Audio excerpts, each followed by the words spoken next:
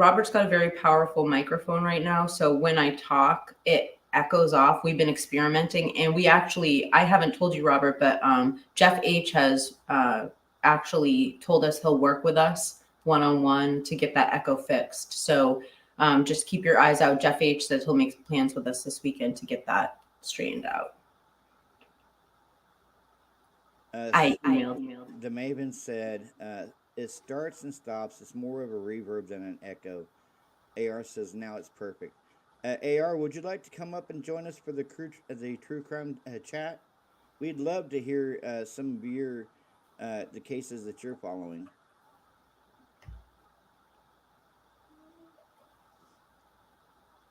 But yeah, just the whole the whole Rex Heuermann case, which is just getting going.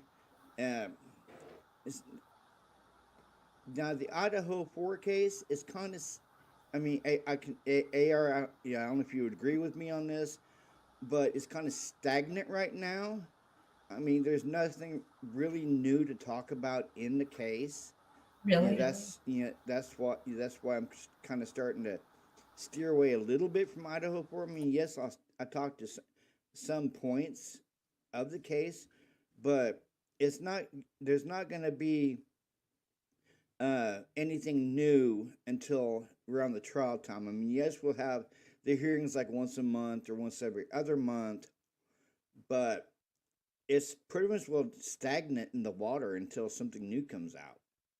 That's why I'm delving into the Rex Heuermann case.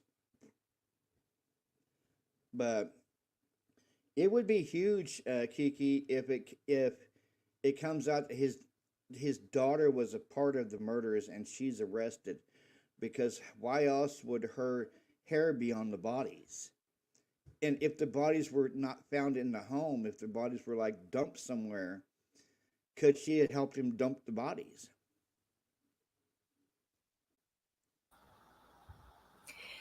I have a question for you. Have you ever heard of another case where a child or a daughter of a serial killer was involved? And that's for the live chat too. I think this would be the first case that I looked into that it would have a father-daughter dynamic. Probably not since the 60s or the 70s. But yes, probably not since the 60s or 70s. Have you ever heard of a father-daughter serial killer team? So you actually have heard of one in the 60s and the 70s? Yeah, but it wasn't father-daughter. See, this goes back to the serial killer from the 70s and the 80s. His first name is Chris. I can't remember his last name. He would kidnap. He would abduct young girls, and then kill them. And then one of the girls that he had abducted, he actually grown kind of fond of, and she helped him abduct a couple of girls before he actually released her. I can look his name up. It's been a minute since I've actually thought about the case. And AR says, yes, I actually spent time locked up with a guy and his son who teamed up in serial crimes. Weird thing is the daughter was later arrested for dumping evidence.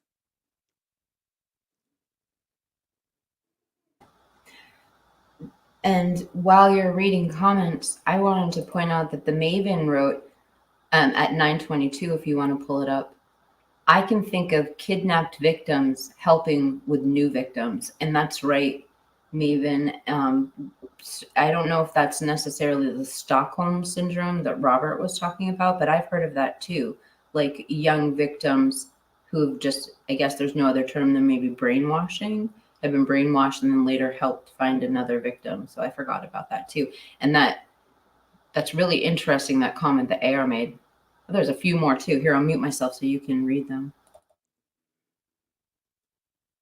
Okay, I think I told one of you about my friend in Atlanta whose sister went missing from a rest stop on 95 South towards Florida, never seen again in 1993, the weekend before we had my friends, her sister, in Base Park.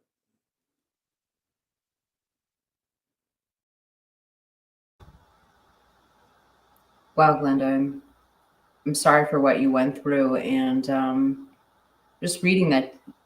Did your friend's case went missing? Has she ever been seen again? Has there been an update? It looks like maybe she's still missing. I don't know, Robert. It'd be an interesting case to look into. My comments don't show up in Robert's chat. Maybe I have to. I see one from Christy that's linked right there. I'm gonna put it. Oh, sorry. Yeah, this one is linked, and this one is linked, so I can see your comments in my chat. All right. Well, I'm gonna go give a test one on my channel. Sorry for the technical glitch. Oh, my phone is like not letting me log on to the live stream. This is weird. Oh, here we go. Okay. Let me do a test comment, you guys, and see if it shows up. Okay. Oh, and I can click on it too. Wow. All right. Well, there we go.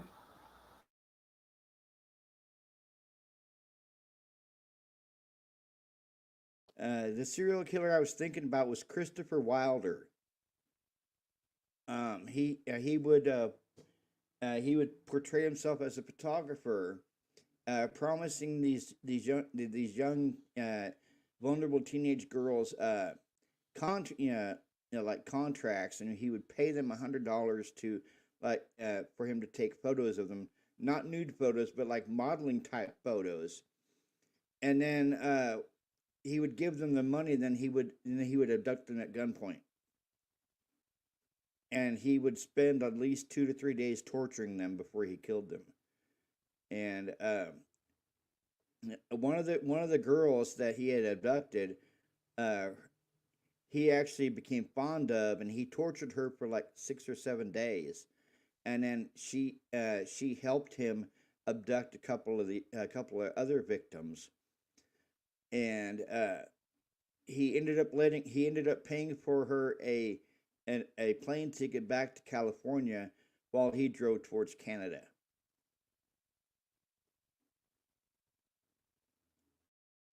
What an unbelievable story. Oh my gosh, it's petrifying. And you wonder, like, that person's a victim too. Like, where does the line of being the victim and the predator start and stop? There's an interesting comment from Glenda, kind of an update. We had asked if her friend was still missing, and she wrote that she had reached out last week, and her friend is now reported to the FBI. Her friend in Atlanta, but she's giving up hope, and she had only met her, on one occasion. Be interesting to see if we could, at least just put a community post about that up. So we all have emails, Sherry. It'd be nice if you have an article, or maybe we could look her up. That's how you got interested in missing people, and people are huge advantages. And I think that's one place where our platforms can definitely make a difference, for sure. That's so weird, Christy. I can see you're saying that you can only see my comments by jumping back and forth. I see the same thing. That's weird. Oh, well. Well, thank you for monitoring the chat on my side. I appreciate it. She monitors it on my side too.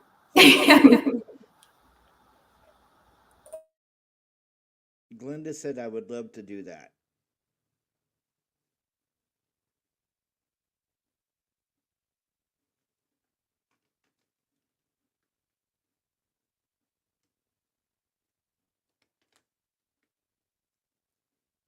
making drink for the kids. Are you there, Miss Kiki? Oh, sorry. Okay, Tabby says, has anyone heard who's a 16-year-old found deceased was in Tennessee? No, but if you should pull it up, Robert. I'd like to know more about the case. Okay, I'm dropping the link for AR. Oh, good. Haven't been on piano with AR in a while. Like a week.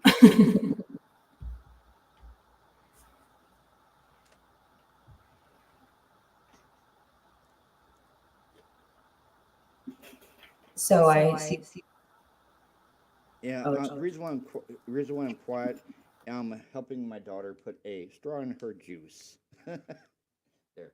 I'm making drink for the kids. For the 5 kids. Well, I will check while you do that. So I'm just curious. I've heard so many different takes online about the Howard Bloom interview. I don't know. I would like to just take a kind of impromptu survey in the chat, nothing informal. If you're going to buy Howard Bloom's book, please put a 1 in the chat. If you're not going to buy it, put a number 2 in the chat. Let's just find out right now if you guys are interested in this part 2 of IDAHO4 fiction. Hi, Mikey. I can't click on the comments. Okay, so 12 is not going to buy the book. Tabby Cat, Glenda, and the Maven are all not going to buy the book. All right.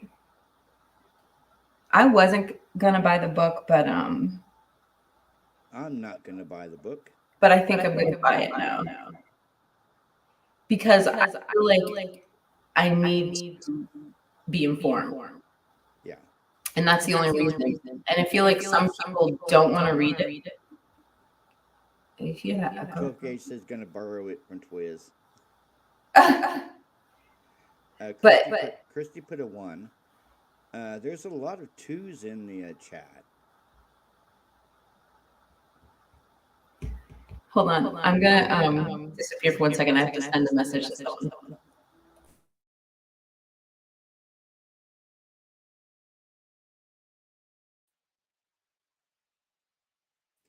Hey, what's up, brother? What's going on? How are you guys? I'm doing okay. She's muted because she's sending a message right now. But so what do you think? Have you looked into the Gilgo Beach serial killer case, brother? No, that's not one that I've actually been following. Which one have you been following, brother? So the newest one I was watching today is the Rachel Morin case. They actually caught the suspect after looking for him for about 10 months. So they just arrested him, I believe, early today, based off of DNA evidence. So is it me that's echoing, or who's echoing? I don't know. Yeah, let me turn down my mic volume. Yeah, Robert mutes his mic. It doesn't echo. Hi, AI. Yeah, because Hey, Swamp, how are you? I got one of the good mics my wife brought me a while back. But there's I watched your video last night, AR, and I agree with you. There's really not much to talk about in the Idaho case because it's kind of stagnant right now. There's nothing new coming out. Yeah, I mean, the IDAHO4 case is going to be pretty quiet for a while.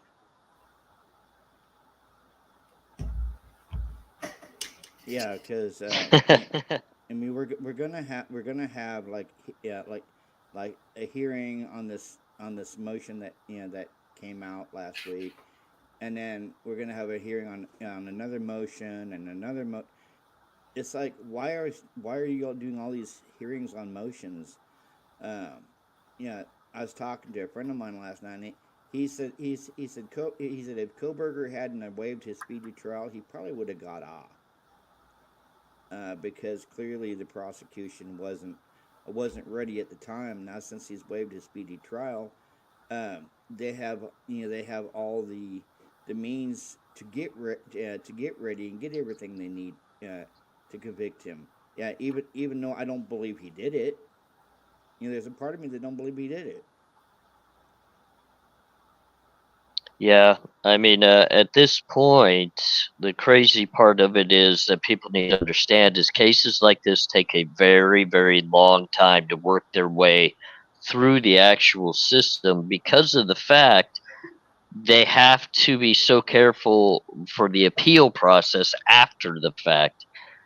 Death penalty cases like this, if somebody's found guilty, even if you only get life without parole, you get so many appeal attempts and you could really legitimately appeal over any little thing. So they have to be careful. But I mean, if you really look at it, the state, how many times early on said that they were ready to go, and then all of a sudden they're backpedaling saying they're not ready to go. So it's both sides that are not fully prepared for this. So I mean, you can't blame one side or the other. It's both sides are just not ready, and that's typical in a case this large. So, Oh yeah, I know because even Ann Taylor has said this is a high profile case, and I've heard from a lot of different pundits that this case is like a case of the century almost. For there in Moscow, Idaho, because when was the last time in Moscow, Idaho, you had quadruple killings? Probably what, 20 years, maybe, if that. yeah, I'm not sure if they've ever had a quadruple homicide. I know of the one that Bill Thompson pled out.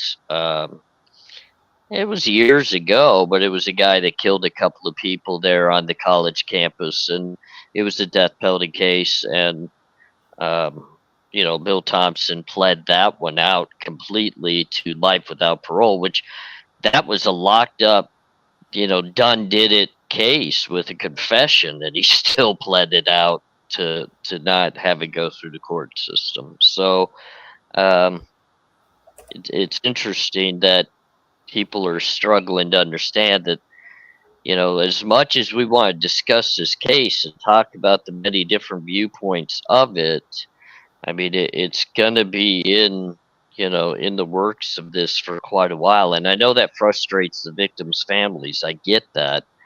And it's frustrating to anybody that wants truth and ideas of what's going on. But this isn't something that could be sped up and just pushed through the system as quick as possible. So.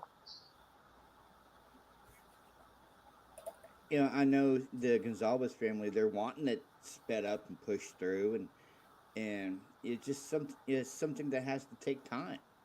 I mean, what's your take on it, Kiki? No, I totally agree. Justice takes time. This is what JLM said. We got that echo. But I agree with everything you guys are saying, and knowing that it takes some time, knowing that at least he's getting a fair defense, or the system is working correctly. And I just wanted to kind of give an update on the question that we asked before. So far I've counted, and out of the roughly 8 people that voted, it looks like 2 people are going to buy the book and 6 people are not going to buy the new book by Howard Bloom that's coming out. And there was an interesting line in the recent interview that we saw, where we saw that one of the problems that the author was pointing out is that the FBI and the Moscow Police Department wasn't working closely together. And I wonder if that's a product of recent events in the hearings that we've been watching, or if he's saying that from his own connections working on the ground. I mean, he did say it from the beginning, but I don't know. I guess I'm just tying in recent news with what we're talking about. And Well, on this, I'm sorry, Aaron, I didn't speak over you. No, it's my fault. And I get exactly what you're saying, because we definitely want to pinpoint when do we feel like that relationship broke between the different agencies that were investigating this case. And I believe that, there's always going to be a little bit of a muffled situation depending on who's got what part of the case. And are the feds going to really try it as a federal case, and they don't want the state to trample on their evidence and their witnesses? And I mean, I know I sat in a jail cell for 7.5 years fighting a case that didn't even involve a lost life. And it still took 7.5 years to battle in a courtroom. And it's because the different agencies that were involved could never get on the same page of who actually wanted to prosecute me and who was going to help the others. So I ended up beating the case after 7.5 years because they couldn't even get on the same page. So it could happen with Bryan Kohberger too, where the FBI just puts their hands up in the air and says, "The hell with you! I'm not giving you any of the information I have," and then the state's going to be left hanging. Which right now it kind of feels like that might be the case. It just might be happening. Can I just ask you for clarification on one thing you just said? They held you without trial for 7.5 years? Yeah, I never made it to trial in the case. They dropped the charges before trial. Yeah. I've known people that have sat in jail 15 years waiting to go to trial. There's certain states that have no time limit that they have to get you to trial in. Once you waive your speedy rights, it could take however long they deem, or however long your team fights things and motions for things. It could take a long time. We have a question for you on screen, AR. I want to know about his perspective on the cross country trip, about what MK knew, Michael Kohberger. Um, I mean, I guess because of the newest information that Howard Bloom has put out, there's going to be a lot of questions, and people in their thought processes. What type of conversation was being had between father and son while driving across the country after a suspected quadruple homicide? And then, even to add to that, it seems like they both knew in their mind what had happened to Kapaka, because that was brought up during a traffic stop and mentioned. So, you know, I'm not one that could put myself into how Bryan Kohberger or his father would make that trip, because I don't know their personal relationship well enough. And I think it's very unfair for someone like a Bloom, or even a victim's family member, or an Ashley Banfield, or anybody of that nature, to begin specifying as if they know what would be happening in conversation or even back and forth between the two. I just don't think that there's any fair way of making a statement. Do I feel like Bryan Kohberger just outright came and told his father he had possibly, if he had done this, that he would have confessed to his dad on the road trip back? No, because I feel like his dad at the first gas station probably would have got out of the car and said, "The hell with this. I'm not going to continue this trip home." Um, there's just so much randomness in the things that come up, and I get it. It's about writing a book, and I could come on here and profess, what I'm going to do. I'm going to match this, and I'm going to write a book on the corruptness of the justice system and what I've endured as a person. And some people are going to love it and buy it, and other people are going to say, "Oh, he's full of it." You know what I mean? So um, I don't think Bryan Kohberger and his father had any discussions of a quadruple homicide happening in Moscow, Idaho. I just don't believe that. Neither do I. I don't believe that either, because he wouldn't have, like you said, he wouldn't have made that trek clear across country with him if he knew his son was involved in it, because there would have been like a stain on his floor mat. "Oh, son, that looks like blood. Oh, I'm getting out of the car right now." Yeah, yeah. it's just so weird. They didn't find no trace of the victims at his parents' house, at his apartment, at his office, and then you have Brett Payne having to admit that his car wasn't picked up on any of those cameras where they said that his car was picked up at. Like there was no evidence of his car even being seen on camera leaving the area. Right, right.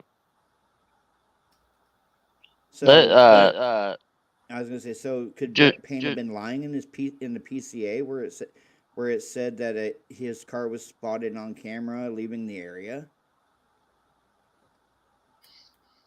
That's a good question, Robert.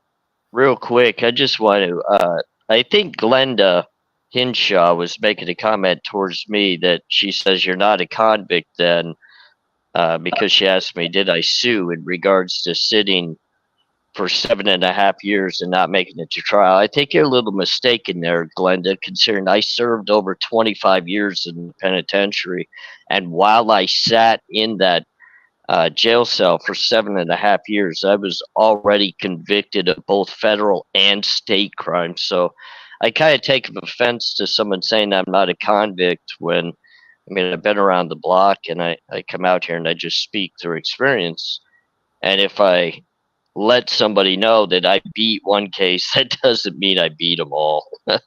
So I'm sorry, Robert. I didn't mean to cut you off, and I just wanted to just mention that you know it's luckily I beat one case, but I definitely didn't beat them all. She says, "I love AR. That was a rough deal you had," and then she says, "I'm sorry." Right here, yeah. No, it's good, and I did not mean bad. I'm really sorry, she said. No, and I didn't take it as bad. I just wanted to comment back and just kind of let people know. But yeah,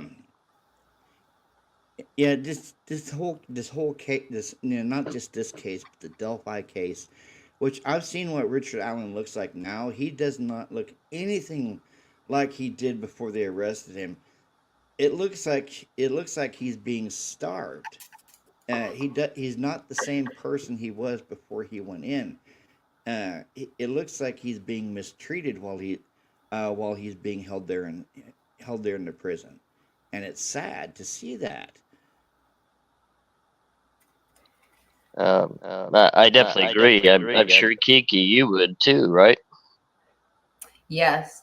And I wrote a couple of things down while you guys are talking. Now, I don't know a ton about the Delphi case, but I do know a little bit about the condition of the person accused when he went in and he came out. I mean, you can see the obvious before and after pictures. And I think as someone who's just following the mainstream media narrative, somebody who hasn't really dove deep into the case, I've heard that there are some, obviously, if you're charged with such a serious crime, there may be mental health issues, but I've heard that there's mental health issues that aren't being addressed, and that's why his condition is deteriorating. But that's all I really know about that. I also wanted to go back to what you guys were saying when you were talking about Michael Kohberger and the cross-country trip between him and Bryan, and I totally, completely agree. I don't think that there was conversation going on about if Bryan was involved. He wasn't talking to his father about it during that trip.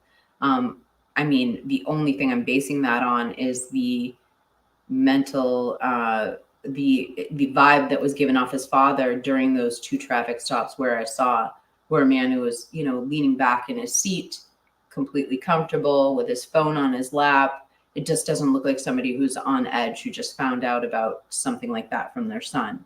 The other thing that I thought was interesting that you brought up is one of the reasons why we tie Kopaka to this event is because the one time where Kopaka was mentioned in this crime was from the mouth of Michael Kohberger.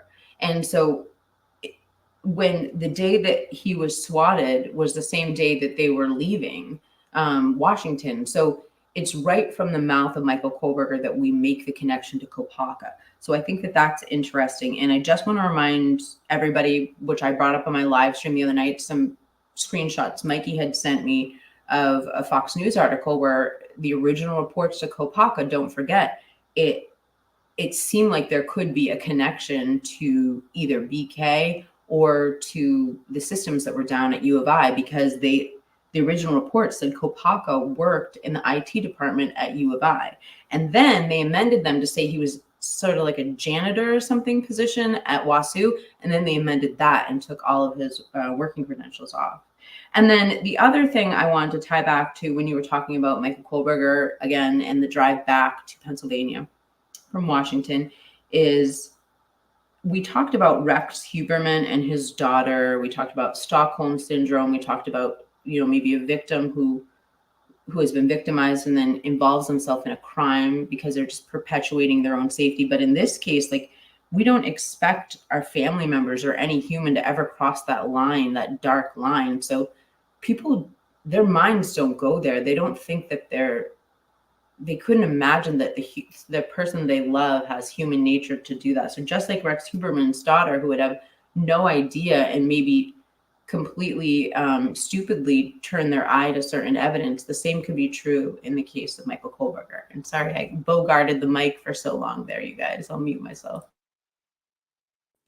No, it's awesome to hear exactly how you feel and your thoughts as well. I think that's why this is such a great team, is each of us all have a little bit of a different background and experience and a view that we could tie in with each other to really formulate a good picture from a roundabout way. And my experience is, if somebody wanted to know my opinion on what it would be like riding in a car for Bryan Kohberger and his father, a 2,500-mile drive, if Bryan Kohberger had committed this crime, and I'm not going to say he had, but it would be a very similar situation as to me riding in the car with my mother, knowing that I was actually on the run from federal charges, and my mom's just puttering along, to take us to go get some McDonald's and go pick up some clothes at the store. No idea she's sitting next to a guy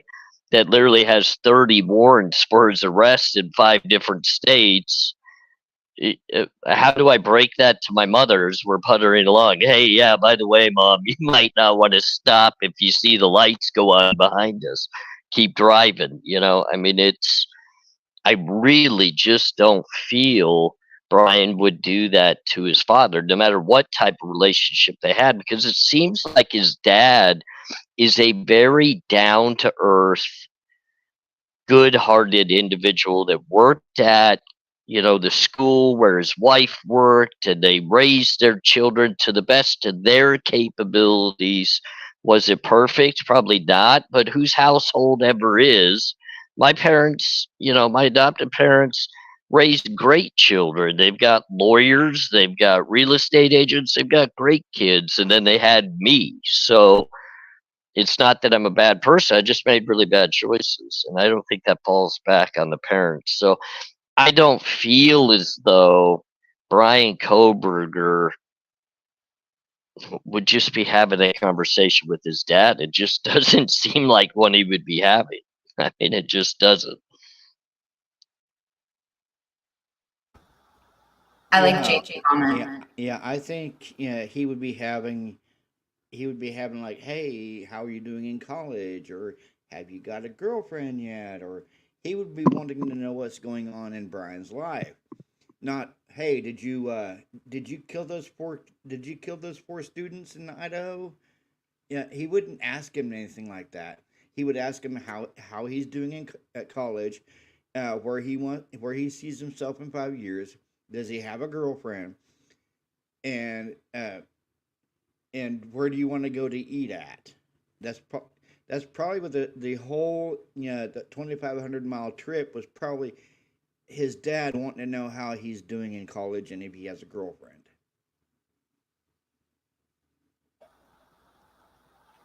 You're so right, I Robert. agree.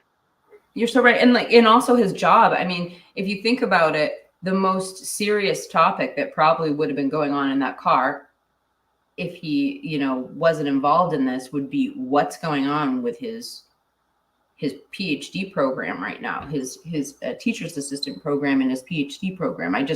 he was in some turmoil either way. And I don't know if he would hide that from his father, or if he'd want to talk about it. And AR, I'm sorry, I think I cut you off while you started talking. No, you didn't. I was actually happy that you jumped in there. It just really comes down to, and I think it's very irresponsible on a person's. I guess when I look at Howard, I look at a guy. You're kind of in a position of power when it comes to people listening to you, reading your articles, reading your books. You have a voice that's more prominent than others out there. You've been doing this a very long time. So you have a following. You've got a respect factor. And to jump in this early, if you guys remember at all, remember James Patterson, the writer, stated he was going to be coming out with a book that had inside details into this case as well. Do you remember that? I'm biting my tongue. I'm waiting to hear your point. Well, James Patterson obviously has a huge platform. I mean, he's got millions upon millions of readers that respect his work, because a lot of his writing is very actually realistic. Even though he's building a story, it's very realistic to what real life is. Coming from a guy that's actually done time and committed crimes, I've read many of his books, and I could actually see a lot of it coming from true stories. But he backed off of this, and I think he did it for a very good purpose and a very good reason. Is he knew it was not the right thing to do to come out with any type of story prior to this actually going to trial, because I mean, what happens now if Bloom does all of this and his book comes out, and then all of a sudden Bryan's acquitted, and the FBI announces that they've got 2 other suspects that they just arrested 3 straights over, that's actually committed their 4th and 5th crimes just like this one. And now all of us are looking at Howard Bloom with our hands up going, what type of garbage are you? What type of garbage are you? And that's legitimately what's going to happen. I'm telling you, even if Bryan Kohberger goes to trial and maybe gets convicted, it's going to go through the appeals process. And this is a case that's very serious, and Howard Bloom just turned it into a joke. He just turned this into a joke, and many of us are upset about that. Many of us are very upset about that. So. Oh yeah, totally. Um, I've never heard of Howard Bloom until the IDAHO4 case happened, and I didn't even I don't rarely watch Daniel from Drunk Turkey Show. The only time I watched it was when you were on there, brother, and when you were on there, Kiki. Other than that, I really don't watch Drunk Turkey Show.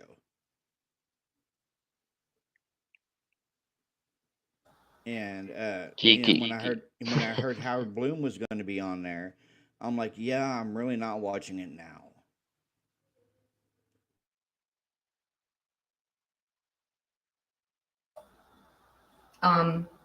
Yeah, I mean, I guess it would be unfair of me not to say a couple things that people said in my defense when I've given really crappy interviews before, which is, number one, we don't know what circumstances the interview was given under. We don't know what was allowed to ask. We don't know if there was a prior relationship between, DTS and Bloom. Maybe he had an NDA. Maybe he couldn't say it. Who knows? Because this isn't the first book that Howard Bloom has come out with, and it's not his first time, talking to YouTubers. So I do know that sometimes, particularly people who have contracts with other networks they're giving interviews on, they tell the interview they're not going to answer certain questions. So that's not making excuses, but that does kind of explain why it was just, it felt like we were hearing, I don't want to put my foot in my mouth, but it felt like it was more of a promotion rather than an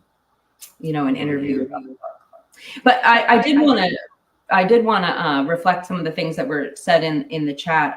One thing when we were going back to Kopaka, and I believe it was Glenda was saying that people who work in the, I didn't know the right term, but he basically worked in maintenance, was the second reporting for Kopaka for Wasu.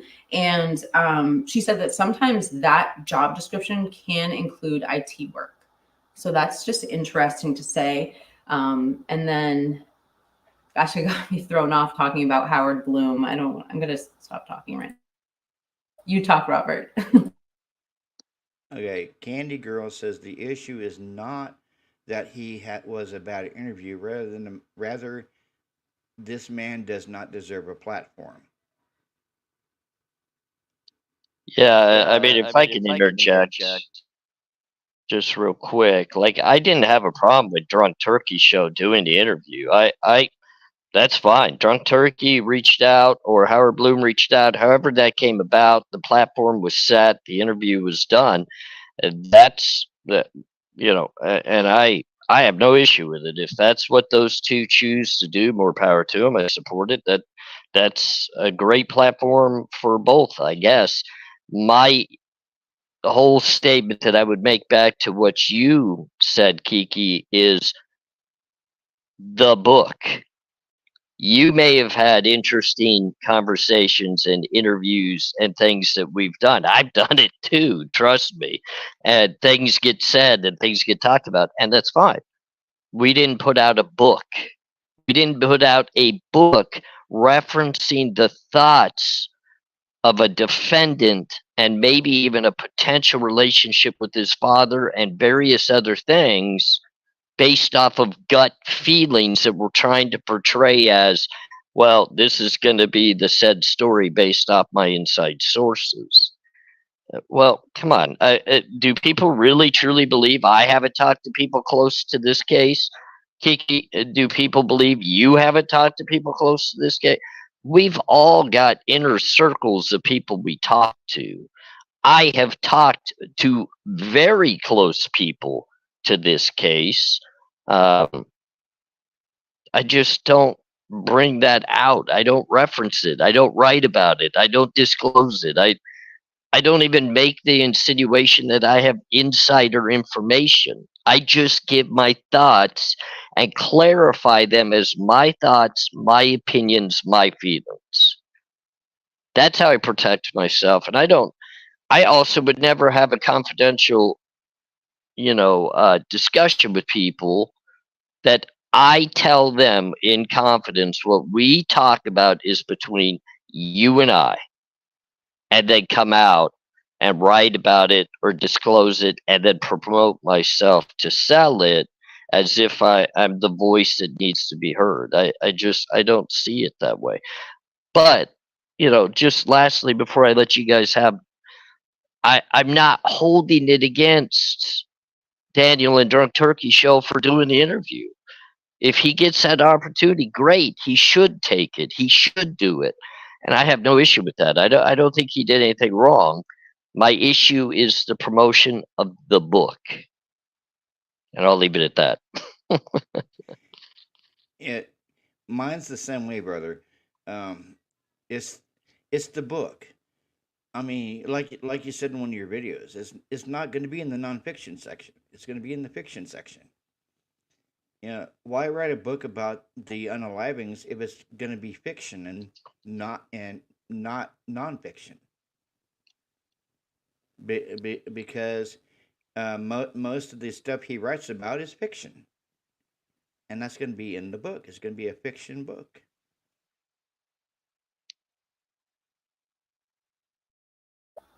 Your floor, Kiki. Oh, it's my floor. I actually wrote an entire statement about this because, I don't know if I want to read it to you guys. I can kind of paraphrase it, but I want to talk, just kind of share something personally about me. I really don't want to, I literally wrote 3 paragraphs on it because this particular subject bothers me.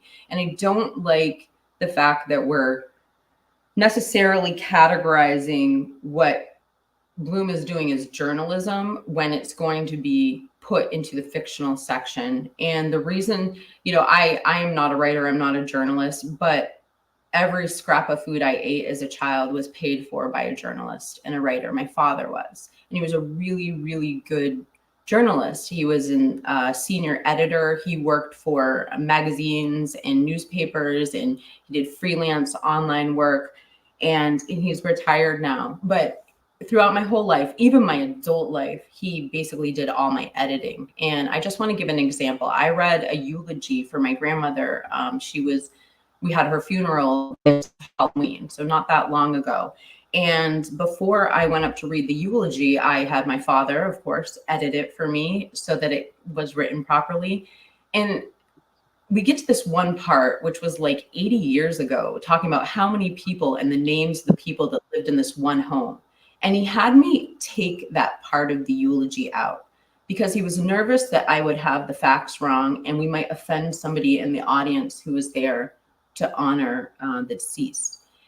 And we have a population of less than 2,000 in that small town where I was delivering the eulogy in that church.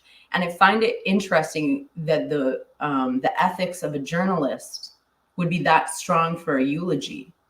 You know, that's a journalist. That's someone who fact checks and does proper writing. That's not journalism when you write a book that was potentially going to be written by James Patterson. This is one of those novels that my mother-in-law finishes reading that I lend to my friend Apple to finish. It's like, that's what this is. This is the equivalent to a trashy romance novel. I'll give another example because I come from a family of people who do this for a living. My brother is a television producer and he works for a major news station. He's probably watching right now. Hi, Tony. And he's been nominated for at least 5 Emmys, and he's won 2. And one of them was for human trafficking, and his work studying and covering human trafficking. And it's just so interesting what drives people. He's there to help people. He doesn't get money for that. That's not going to be the #1 segment on the news. It's not going to make all the headlines. It's something he's doing for his community and for his craft and for his writing. And it's just, that's the good investigative work that you see from a journalist. This is not what we're looking at here. So I just wanted to say my piece because I just find it outrageous that we have, as true crimers, we're using somebody who's writing a fiction novel as a source for information, especially when we've read and heard the families denounce the first book and things that were in some of the information that was given. So I just don't understand how we spend so much time fact checking and so much time checking each other in the true crime community. And then Bloom can come in and just say whatever he wants. And one more point I will make about Howard Bloom. As far as I know, Moscow, Idaho is like God's country. And I just want to know, do you guys think, from seeing Howard Bloom's personality on the Drunk Turkey Show, do you think that this man going around shaking hands in Moscow, Idaho is going to have every door open to him?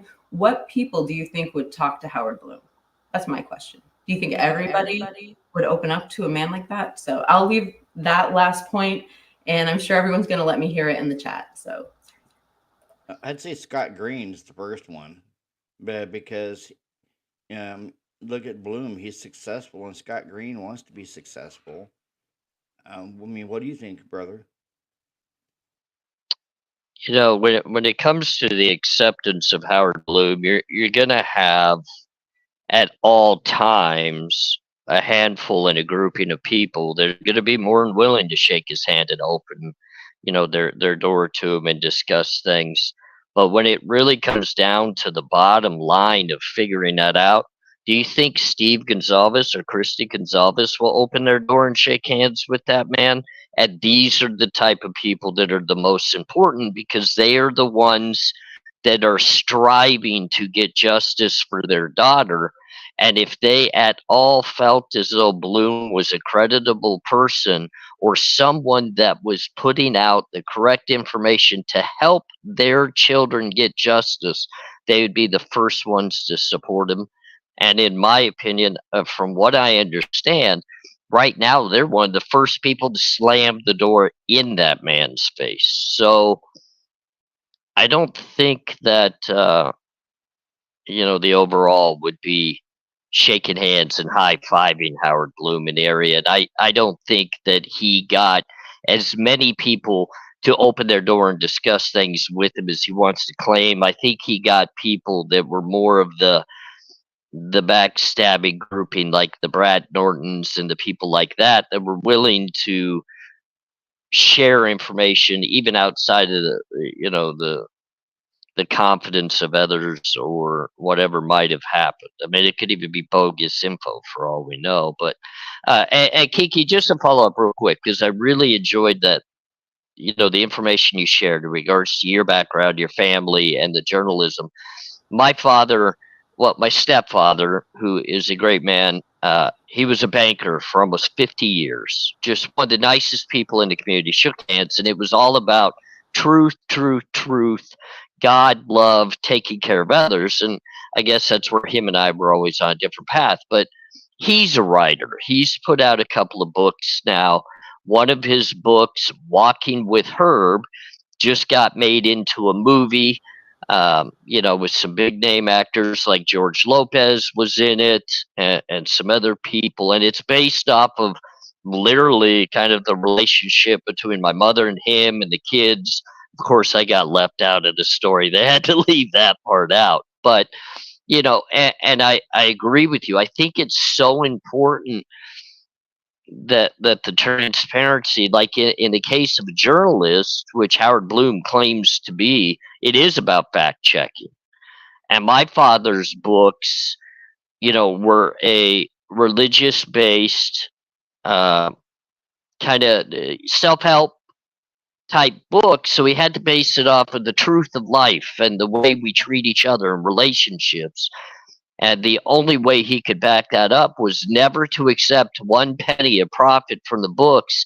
Everything is donated to different charities, churches. He's never accepted one penny off of his movie, not one penny off of his book. And that's why I applaud your family and the respect that they deserve for the way that they did their business and the way that they handled themselves, because that's the way it should be done. That's the absolute way it should be done. Thank you so much, AR, for saying that. I appreciate that. And thank you for sharing that too. I can relate to you so much more hearing that too, because it's a special thing when somebody has the gift of being able to paint a picture in words. And also it's not just a gift, it's a skill. Being able to use the English language and write in it is wonderful. And I just wanted to address Carla's comment that Robert put up. Carla says, for those listening and not watching, question, would the parents be able to sue Bloom for misinformation on the case when it's done? And I mean, the only example that we would have would be we got that echo again, the first defamation case, which was Ashley Gilliard. And when it comes to that would be a civil lawsuit, you have to prove damages. So I don't know. Now, with the other question I would have, or people have brought up to me, if somebody is perpetuating a known lie, is that interfering with an investigation? I don't know. But I mean, I really don't know where freedom of speech is, where criminal comes in. But I guess the big concern is if there is a perpetuating a known falsehood, the only way for the families to sue is if they can actually prove there was some sort of damages. You can't just say, this hurt me, I'd like $1 million. You have to say, okay, well, I lost this, so it has to be provable in court too. There would be no lawsuit against Bloom because he's gonna enact his, First Amendment, being able to write, do all of this, but he's also gonna have it in the fictional area, and he will fall back on that at any point in time necessary, saying, "Hey, I was just telling a story. I never said it was the absolute truth." And it's gonna be interesting to see. Does he use real names in the book? Does he really legitimately refer to these people by their actual names? I think that'd be a big mistake if he did. Oh yeah, it would be a big mistake if he did, um, because I wouldn't want to be Bloom with Steve Gonzalez charging at me. One of the earlier comments was, Steve Gonzalez would open the door and punch Bloom in the face. Yeah, I would agree. I've had basic conversation back and forth with Mr. Gonzalez, nothing in depth because I believe both of us knew it wasn't the best of fits for conversations. And I'm not the one that reached out to him. I actually received initial correspondence from him that I just responded to. And I'll tell you, he is, in speaking with him, just based off my own experience. I can't put anybody else's experiences out there other than mine. And our discussion was not based on the Idaho 4 case. It was not talking about his daughter. It was not talking about anything in regards to the case. So I don't want people to misconstrue that. We were actually talking in regards to his brother who's in the penitentiary. And he gave me some information in regards to that. And then he said, I'm going to leave it in your hands on how you want to move forward with this, knowing the proper information and, the story behind it. Now you choose to do what you want to do with that. And I chose to leave it alone. I didn't move forward with that. I guess out of respect, I just feel as though he confided in me. He gave me some very, I guess, just details that were very personal. He talked about his upbringing. He talked about his family. He talked about his mother. He talked about things that I felt as though, wow, I can't believe he's actually confiding this into me because of, the opportunity that one could have to throw this out all over the place. And that's why I made my decision that I was just going to leave it alone. It was just best to leave it right where it was at. And I guess I've always tried to carry myself, even though I've had my background and the mistakes I've made in life. I try to conduct myself with respect and integrity in the way that I treat others, especially now that I've gotten older and I have a good wife that helps walk me through the everyday process of a better lifestyle.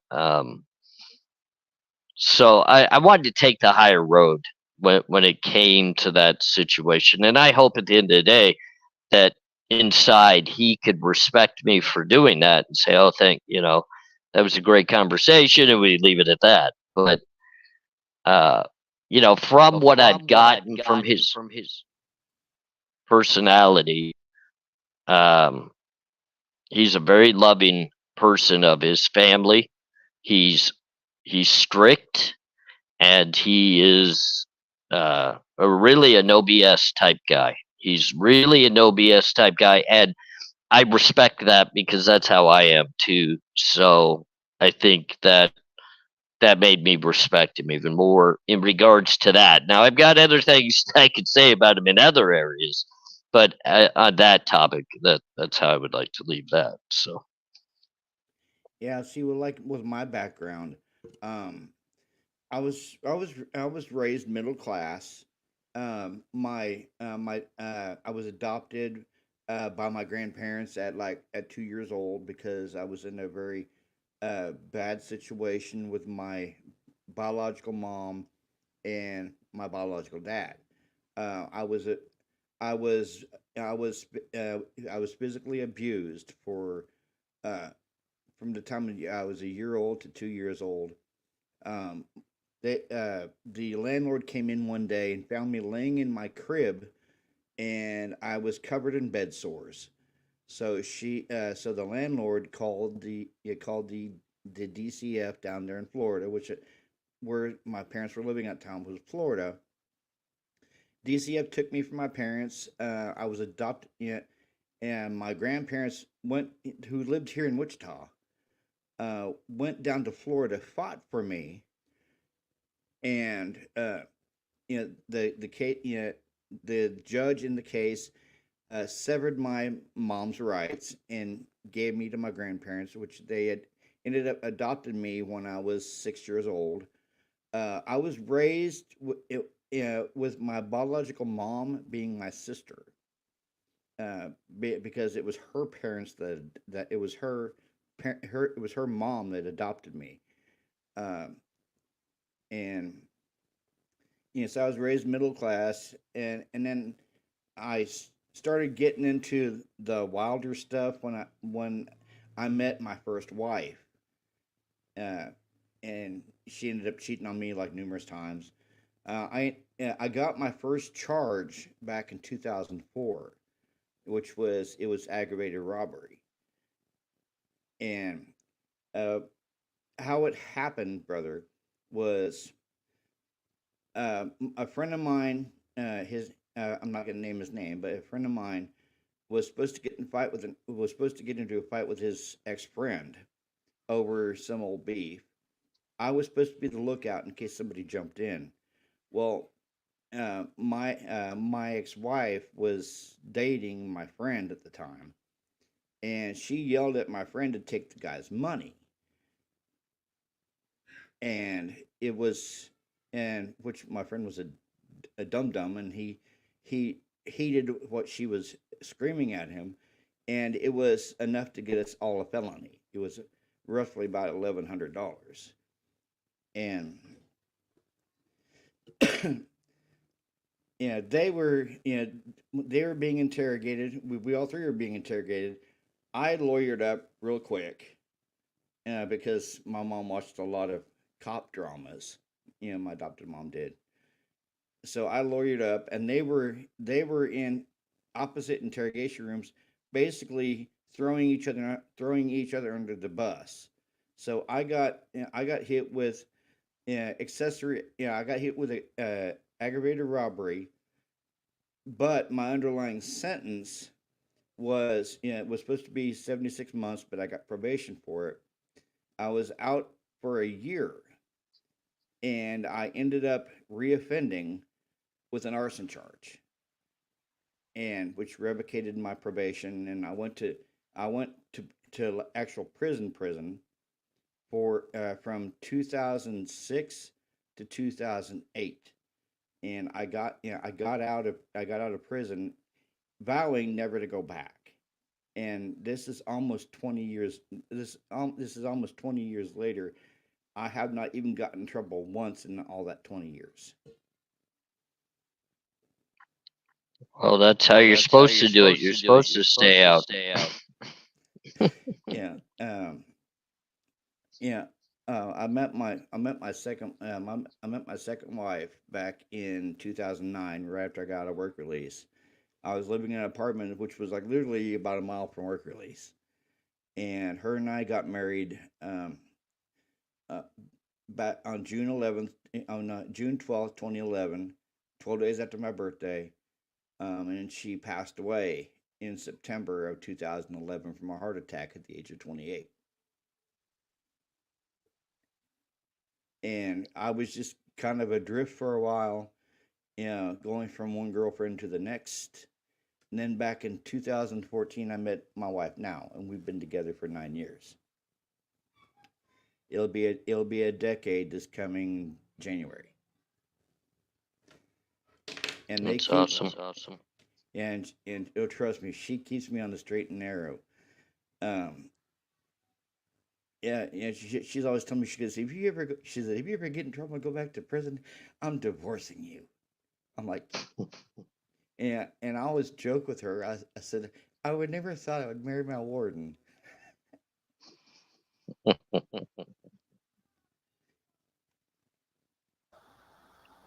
Yeah, I got arrested the first time when I was 11. Wow. So I get it. But yeah, that's my Guess- little backstory, brother. Yeah, I got arrested in Go ahead. 1988 at the age of 11 for the first time. I robbed an Albertsons. Imagine that, an Albertsons. for a bunch of alcohol at the age of 11. So Yeah, Jeff H goes, "Way to go, Robert. That is awesome. You found a good path and are staying on it." Yeah, I don't want to do anything to jeopardize my daughter. She'll actually be 10 this coming March. 3 more years, she'll be a teenager, brother. Oh my God. Yeah, I thought I was bad as a teenager. She's got my attitude and my temper rolled up into a tiny package. uh, uh, But one time, brother,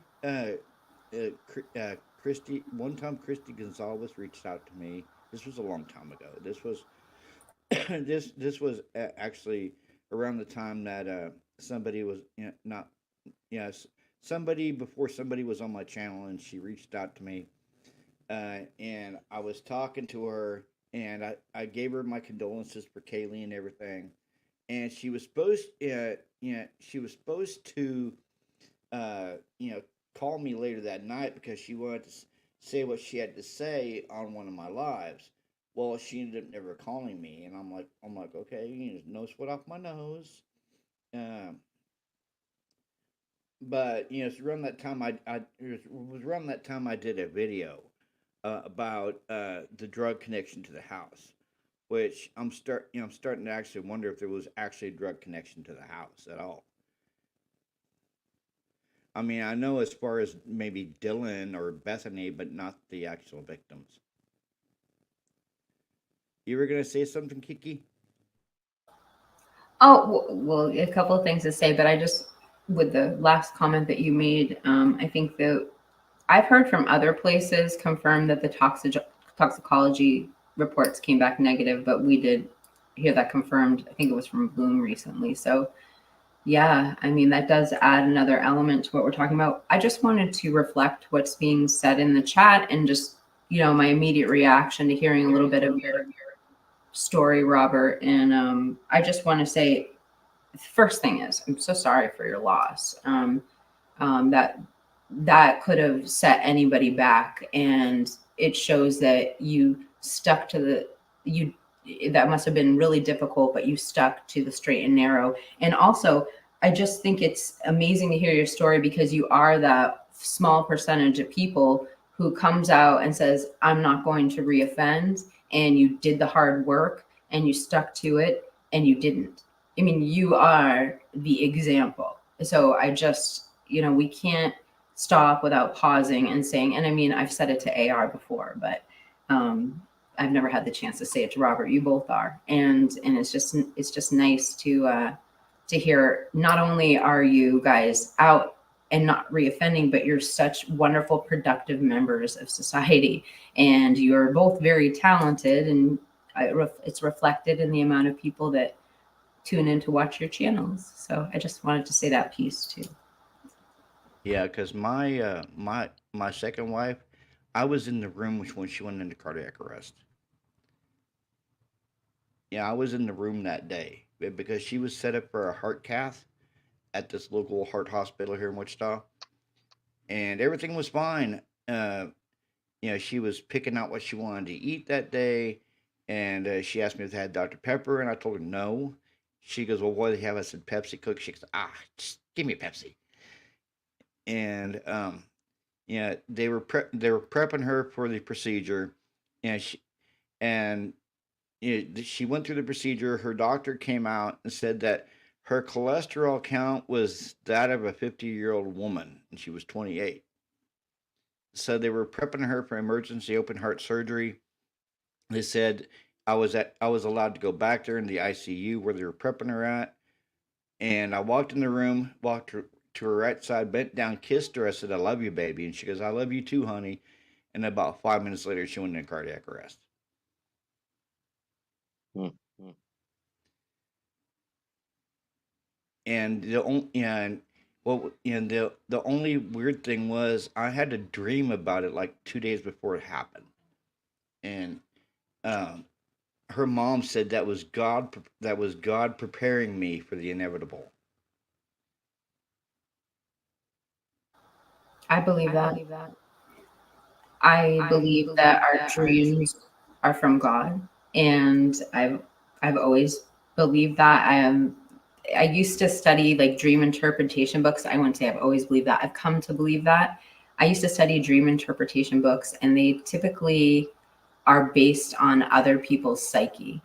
But the way that, not to get like all spiritual on you guys, but there are instructions in the Bible to interpret your dreams. And so I don't think the dreams are just a process when we go to sleep. They are more than that. And so I do believe dreams are from God. And if you don't know how to interpret them, sometimes there's special people in our lives, like your mother-in-law, who can interpret them for you. So but again, so sorry for your loss, that trauma.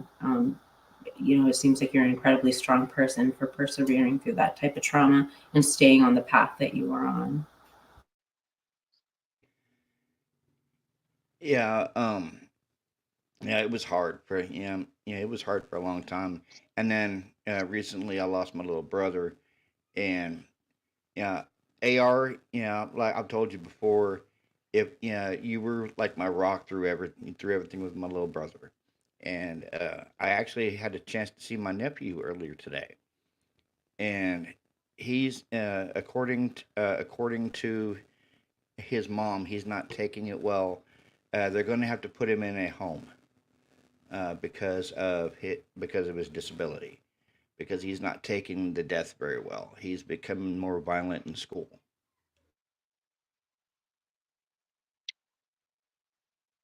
Well, I mean, if I can interject real quick, and I don't want to cut you guys off, but I just want to spend a moment, Robert, just kind of share a little bit of my feelings for you as a person, and the one reason why um, I kind of I stand by you. I'm not above you. I'm not below you. I'm not here to guide you in any certain way. I'm here to support you as a person because I like you for one, but you almost feel like family to me, and I don't get that way with many. And I know you're battling. I know there's tough times that you're enduring now, and I can sense that you've battled tough times in the past, and I feel that within you. But I'm going to say something, and I truly mean this, Robert, and I hope you listen to it. You are handling it like a man. You're handling it with respect, and you're being successful in being a good person all the way through, no matter the negativity that's brought your way. You are doing it exactly the right way, and I'm proud of you. I'm proud to be your friend. I'm proud to be like a brother to you, and I will always support you through anything that you're going through because you deserve that. You absolutely deserve that. And I know we're live, and I know we're talking true crime, but I had to get that off my chest. The reason why I'm here and I stand beside you is because of the person you are and how proud of you that I am. Well, thank you so So much, brother. I know sometimes I could be a pain, but I want to say thank you. Um, Thank you for everything. I know in the past we've had our ups and downs over a certain creator on my channel, and another certain creator that you had uh, beef with. And I want to say thank you for always standing there by my side and supporting me. And I do. I see you as a brother. I know I'm probably older than you. I see you like a little brother, and I will always stand by and support you as well. Well, I appreciate that. I think we're almost the same age, Robert. I don't think I am older or a year older. I'm 51. Oh, you're older than me. That's good. But now, you were talking that the other night in the video about the Madeline Soto case. Um, what are your thoughts on that case, brother? Boy, it's an outrage. The individual that, Stern is, the so-called boyfriend, is outrageous enough. But then, coming from a background of abuse by a mother that I endured, I get angry with the mom. It's like a sacrificial lamb. You're willing to allow your child the pain, and I don't know how I would be as a father. I dated a young lady kind of before Jennifer, in my days of being in and out of trouble, that had um, a daughter that I took in as my own, and I would do anything for that little girl. I would protect that little girl from anything and everything. I got upset at anybody that bumped into her. I took it very seriously, even though I wasn't the biological parent. I took it very seriously as being a dad figure, even though I was unfortunately in a time of my life making bad decisions. I always wanted the best for her. Every dollar I earned, I gave, towards her. I wanted her to go to college. And so, when I look at a case like Madeline's case, it just drives me nuts and makes me pull my hair out. And it's yeah, the guy's bad enough, but then you got a mom that just doesn't care. And how much does this have to happen in our society? I mean, it's sick and it's hard to endure and it's hard to see, and it almost makes you tear up every time we see something like this happen time and time again. It's not even about being true crime content creators at that point. We're normal human beings that were looking at another devastated child. And then on top of that, some of them are even not only having to endure the pain, but they're losing their lives, they're losing their future, they're losing their chances of having their own families one day, their own happiness, their own adult lives. And that's why I have to avoid talking about so many cases, because I get so emotional and angry about it. I have to avoid it. So Kiki, you've been quiet too long. You got to talk now. Oh gosh, this case, the case you guys are talking about, the Madeline Soto case, is just, I mean, there's not a person watching who can't be deeply disturbed by this case. It's so sad. The one thing I will say is, because I haven't been doing true crime or following true crime that long, it's almost a year now we've been doing the podcast, but about 11 months, what really gets to me, because I'm obviously working on the IDAHO4, so adults, when you start covering these children cases, they're just, they rip your heart out. And one thing I didn't realize, there was some sort of SA predator law that was passed in Florida, where, and maybe the internet can correct me if I'm wrong in the chat, but it was something along the lines of, if you are convicted of SA to a child under a certain age, it was something along the lines of life in prison. And it just so happened that she was becoming, into her teenage years, she was becoming conscious. So she's approaching being a young lady, and she's going to become conscious of what has just happened to her. If she, and she probably already was conscious. And when I say the word conscious, I mean that she's not detached from the situation. She's in the present moment, realizing she's around a predator. And when I started looking in the Madeline Soto case, maybe it was because of the algorithm, I started getting recommended these other cases. And they were all young girls between the ages of, like, say 13 and 15 who went missing, and nobody found them. And they all had this same similar thread to the Madeline Soto case. It was a little girl who had been being abused for years when she was naive and detached from the reality of what was actually happening. And now she was becoming a conscious young lady, and her life is now threatened. So that little girl waking up every day doesn't realize, not only is she trying to protect herself from this predator she lives with, but that predator is sizing her up to see with every word she says if she's going to snitch on him. And can you imagine this little girl just talking normally to her predator and him deciding, okay, you know, it's just the most horrific thing you can think of. And as far as the mother, I mean, I don't know what to think, but we'll find out at trial. And I don't know what to say, you know? So anyway, that's Yeah, just I like think John what Morgan upset. okay, Oh, hold on. oh, sorry, I Rob. wanted to read this question real quick. Just like John Morgan just said, Jen Soto didn't care about her daughter. That is strange. Oh, this is strange.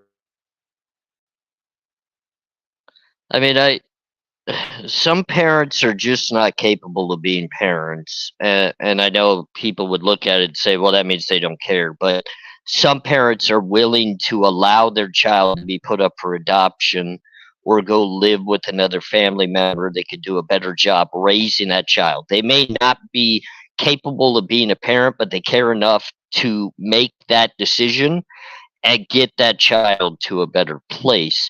What pisses me off the most in regards to the way these cases are handled, and this is, you know, it's right in my title of a convict's thoughts. I mean, people have to understand, I look at a lot of these things from the eye of somebody that's been in the system, and I know that this guy that just committed one of the ultimate worst of crimes, and it's hard to judge what type of crimes are worse than others. Like, I get it, the IDAHO4 is a horrific tragedy, horrible crime, but this to a young lady that doesn't have the power or the say so to protect herself from what's happening to her, because even there's a potential that her mother is playing a part of this.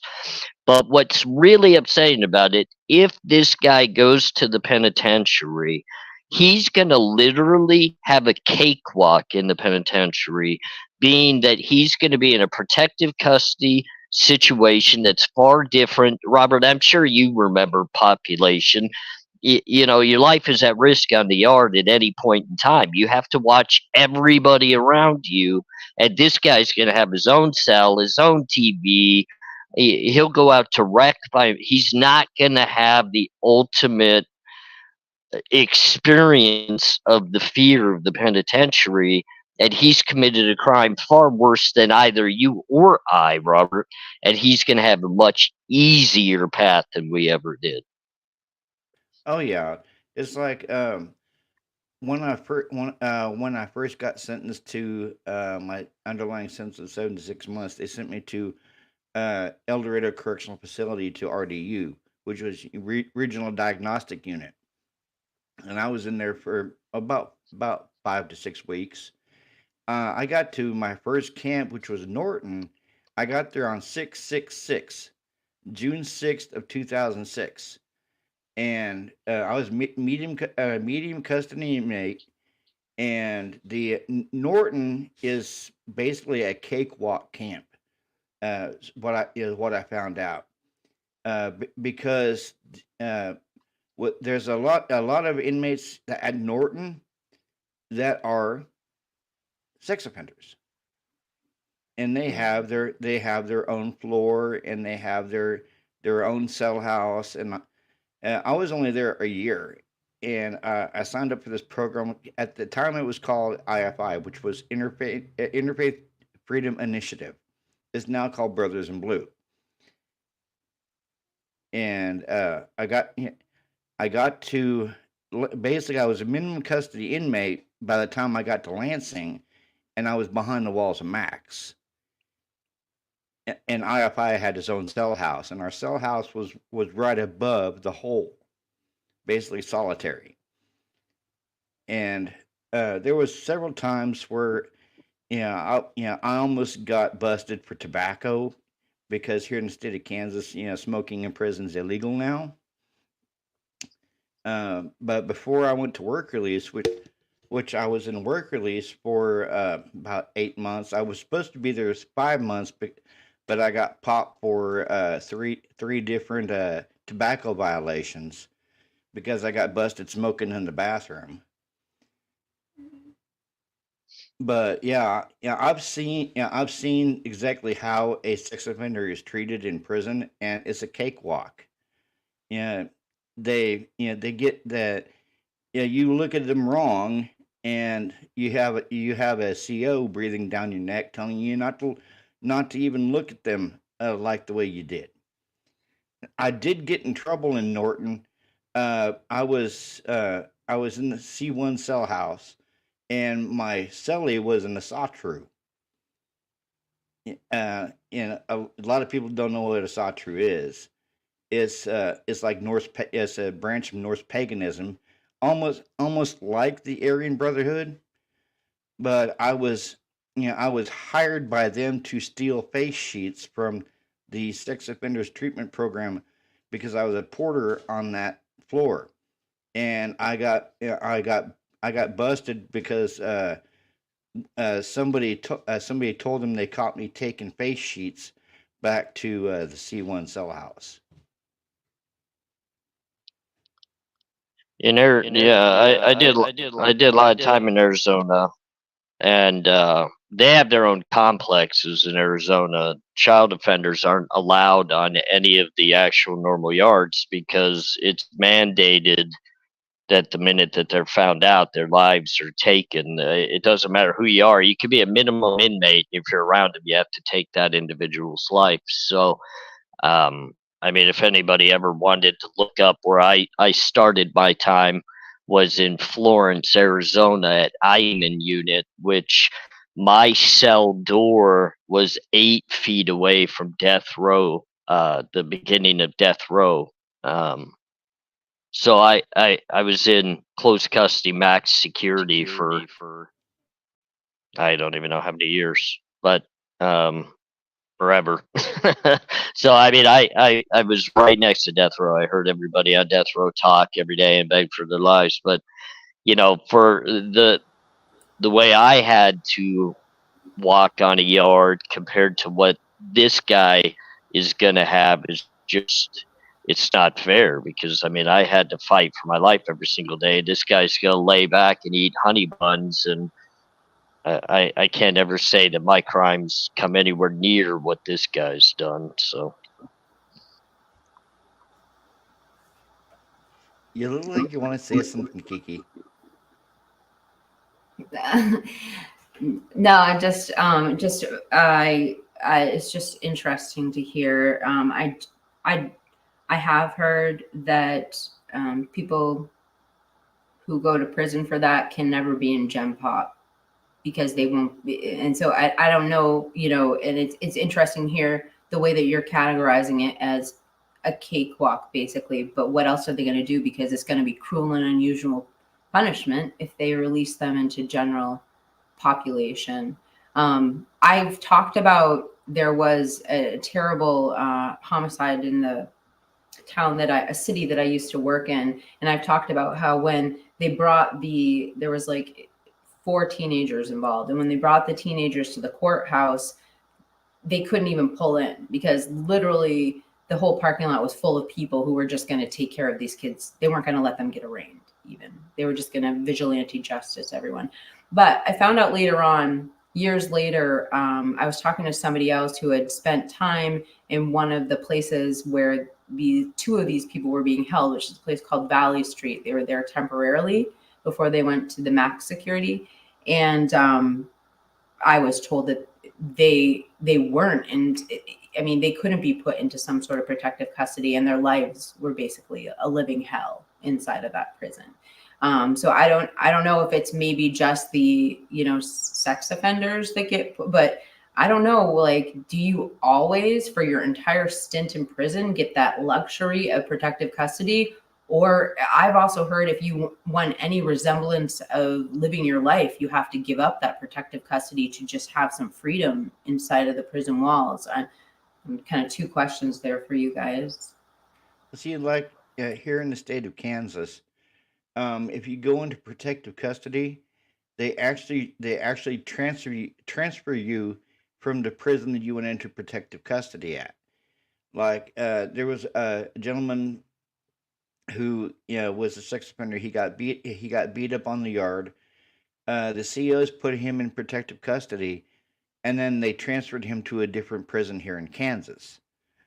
And just because you live in protective custody doesn't mean you're going to stay at the prison that you went into protective custody at.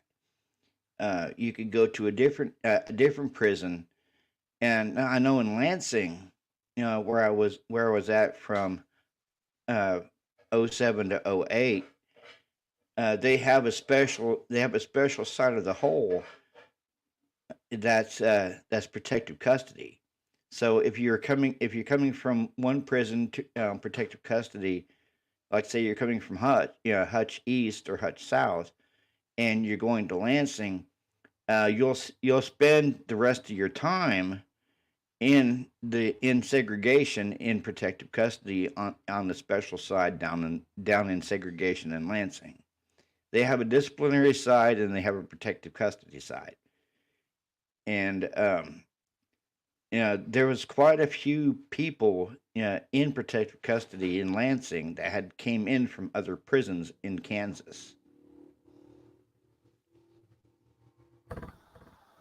Yeah, in the states I'm from, they actually have their own complexes with different level yards, medium, minimum, medium, max, but it's their own yard and they can never come off of that to go back into general population once they go to that, because they know sex offenders are outlawed on every yard, and all paperwork where I'm from gets checked immediately upon you coming on the yard. The inmates from your race check your paperwork, and if you don't have your paperwork, then you're sent on your way, in a bad way anyway. So they've learned that they can't even bring them onto the yards anymore, so they created their own. But I know exactly what you're talking about in the CDU unit, Robert, with the cages for rec where you have disciplinary and you have all that. But I've seen so many lose their lives for various reasons on yards, and typically it's because the state tries to sneak somebody in that has these types of charges, or they have snitching or whatever, and they literally should be in protected custody, and the state just says, the hell with it, we're going to try to sneak them in because we don't have any more room. We got to put them into general pop, and then it lasts for all of a couple hours and it's over. So I mean, it's quick and it's over fast, and it doesn't matter what yard you're on. I still have a very good friend that's on death row in Arizona. He's killed 3 people on the run in death row itself, for various different reasons. So it's not like you're anywhere in general population you're not safe. It doesn't matter if they call it 23 and 1 or ADSEG or whatever, where you're locked down all day. Robert, you know this to be true as well. It doesn't matter where you're at, you could be got. That's why they put these type of offenders on their own complexes now, and they just mingle with their own. They tell stories of what they've done in life, and it's sickening to me, but this is the privilege that they get. Yeah, I could see a little like in Norton. Norton is basically a sex offender camp. I mean, it's medium custody inmates, and there's just there's like a hodgepodge of, like, I was there for my ag robbery and the attempted arson, and then there was people there that was doing life for murder, and there's this one Mexican gentleman who I met when I was there. He was serving a life sentence for murder, but they got him they got him as a sex offender because during the murder he used a stick to penetrate the victim. So they got not only got him with the murder, but they also labeled him as a sex offender. And I was trying to figure that out. I'm like, how can that be labeled a sex offender if he murdered her? And he goes, well, he said, I don't know. He said, that's just what they did to me. And I met this one Colombian gentleman when I was in Norton. He was finishing up his 10-year sentence because he was going to do 66 years in Fed, and his name was Sergio Castillo, and he showed me his space sheet and everything. This dude was him and his brother had been on an episode of the FBI files, because they were these big time drug dealers from Colombia, and they were ratted on by everyone that worked for them. Sergio's brother is serving 6 life sentences in a supermax in Colorado, and they got popped with like 6,600 pounds of cocaine on a boat off the shore of Florida, and they had like tons of guns and assault weapons, and they had a Stinger, they had a Harpoon missile launcher, and I'm looking at this, and this dude, he was like shorter than me, and he was very mild mannered. And I was thinking, I said, "Ain't no way this guy is, this dangerous." And then he showed me his tattoo. It was an MS-13 tattoo, and I'm like, "Yeah," I said, "Yeah, I'm not gonna mess with this dude." I mean, he was my next door neighbor in my cell house, but I never wanted to make this guy mad because of all his charges and exactly what type of inmate he was. And he was deemed a high profile, high violence inmate until he completed his sentence in the state, and then he went on to do 66 years in feds. And that was his plea. I did. That was his plea. His plea was 10 years state, 66 years feds.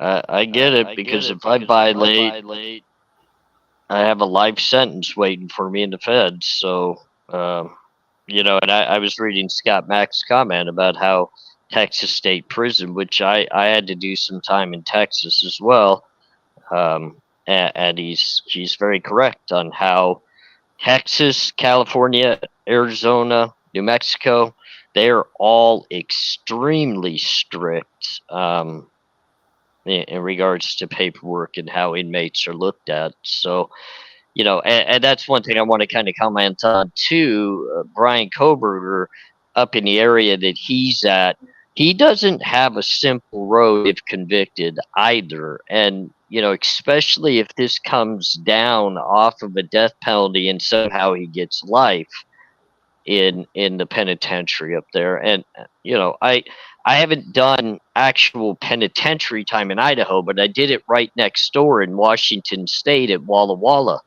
And it's the same concept. It's the same everything in regards to politics, and and Bryan's going to step into an eye-opening, very shocking system up there that it's very race political. It's you can't break bread with other races. You can't have conversation with other races unless you've earned the right to do so. It's very regulated and disciplinarian by the prisoners within the unit. So if he gets life without parole, he's not going to be a happy camper. I mean, I hate to say that. He's not going to be a happy camper because it's a very, very strict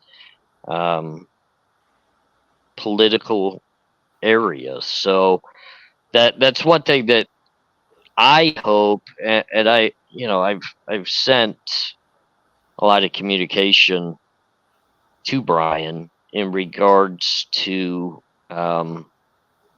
I guess what the situation is and what he would be kind of facing, and if there was any way I could kind of help and get him acquainted with the concepts. But we'll see. I'm hoping that he gets a fair shake and a fair trial, because the penitentiaries up there by no means are fair shakes and fair about things. So This comment from Nicole Clark. I keep thinking about the movie Demolition Man.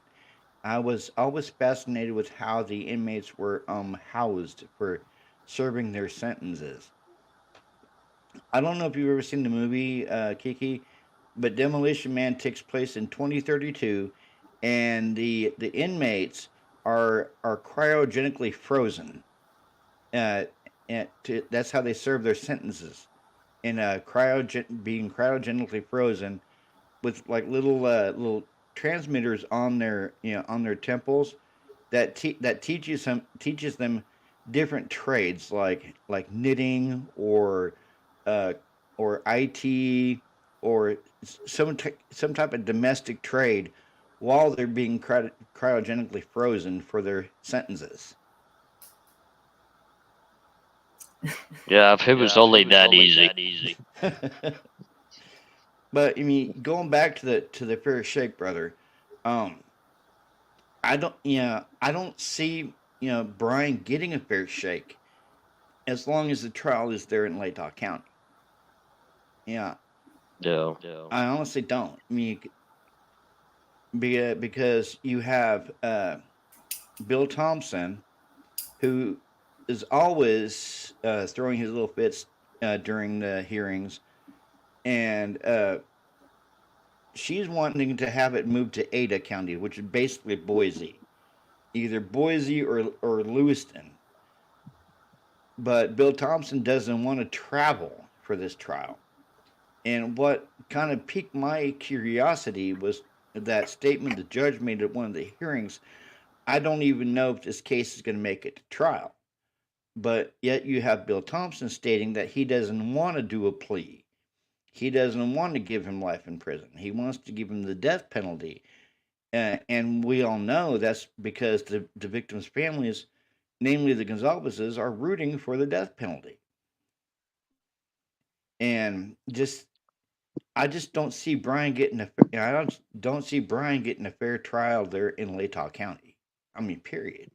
I don't think he would get a fair trial because you saw exactly how Bill Thompson threw a tantrum because of Eidelman asking those jury survey questions, and why are they so quick to call 911 over a jury survey instead of calling 911 the night of the murders? That just don't make no sense to me.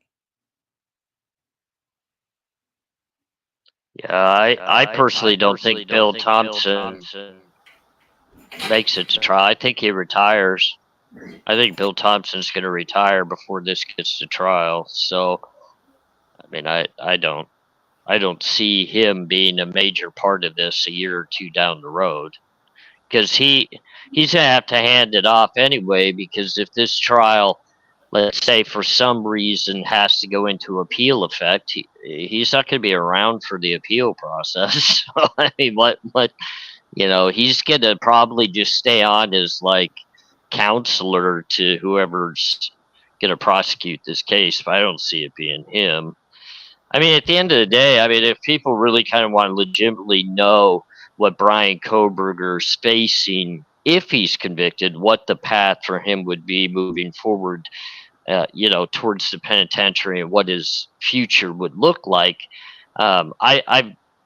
I can only give you the idea. I mean, death row, obviously, he quickly goes into like a little disposition center where they evaluate him, they get his mental state, and then they ship him off to death row. There's really only one place to go. But if he gets life in prison with no possibility of parole, it opens up a whole wide spread realm of where he could be housed, what he could be, housed as. They will not keep him housed in Idaho.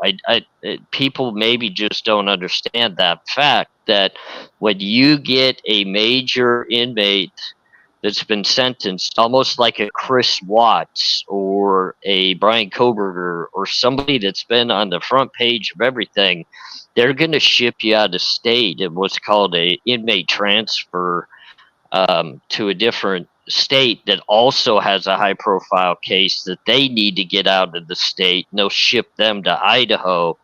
So for Bryan Kohberger's sake, he wouldn't go anywhere on the East Coast near Pennsylvania or anything of that nature, because that's also a high probability of where he's known to be.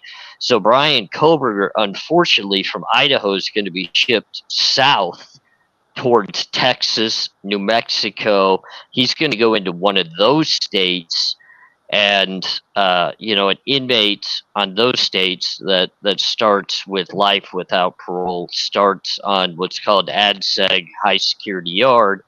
It's a single man cell. It's almost equivalent to what he's sitting in jail in right now, except for he can have commissary and a TV, and he has to be there a minimum of 5 years to a maximum of 15 years before he can go in front of a board to be reclassified. And that's where they could deem, okay, he's just a high-level inmate. We could send him off to close custody. Now he can actually go into a cell with somebody else. He can go to rec yard with people. He can go to the chow hall to eat.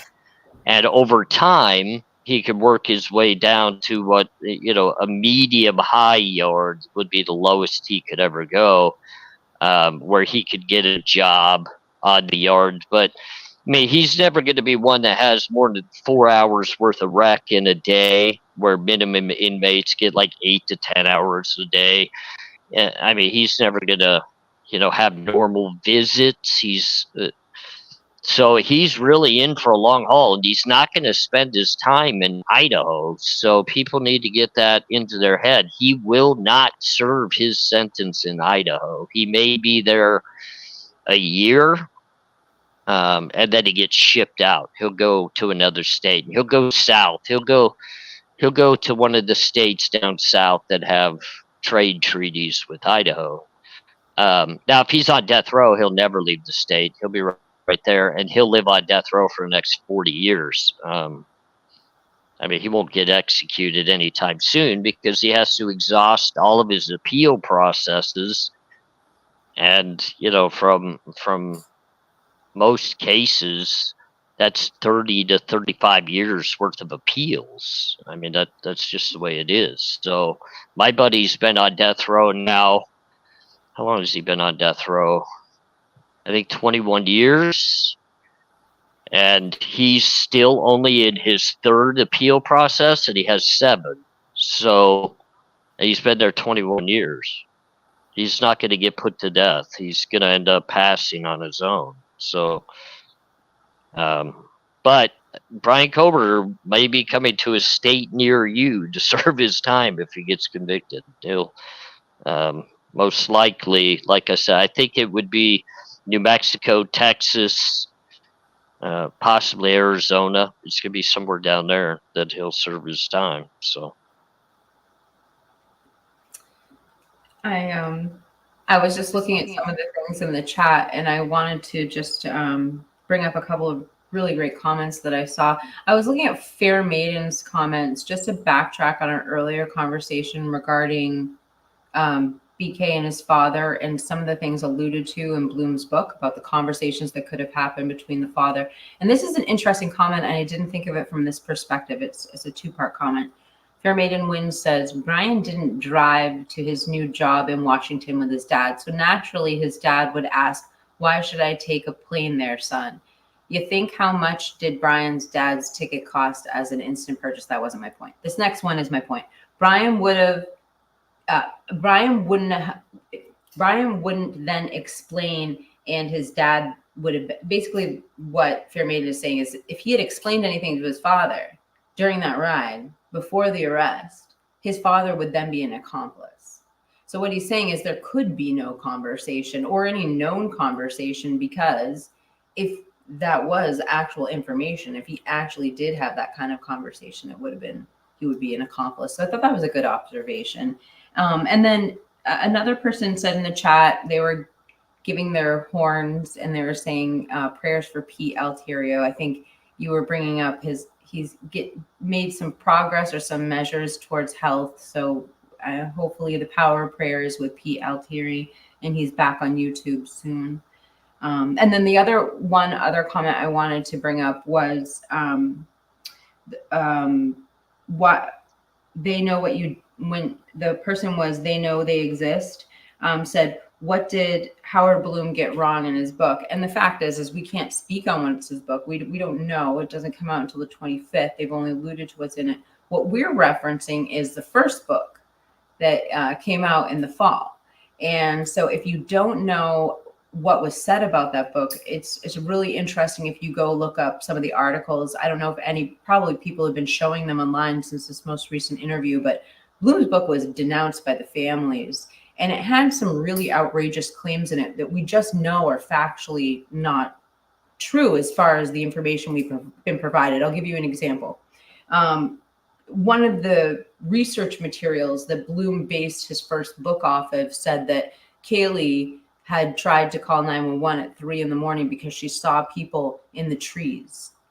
And the reason I will discredit that one piece of intel that he gathered is because Kaylee's own father released a statement in writing to attorney Andrew Myers that was released on May 15th, it was March 15th, that stated that Kaylee's phone was powered down at 2:56. So let's just say that is some speculation. I mean, we know factually from what Steve Gonzalez has put in writing, one of the victim's parents, that that's factually not true. So it's just a little example, and we're not here to, we weren't planning on picking it apart. Just that's kind of what we're referencing is the barrage of people that came out to say the book was fictional and not an actual account of things that happened in the IDAHO4.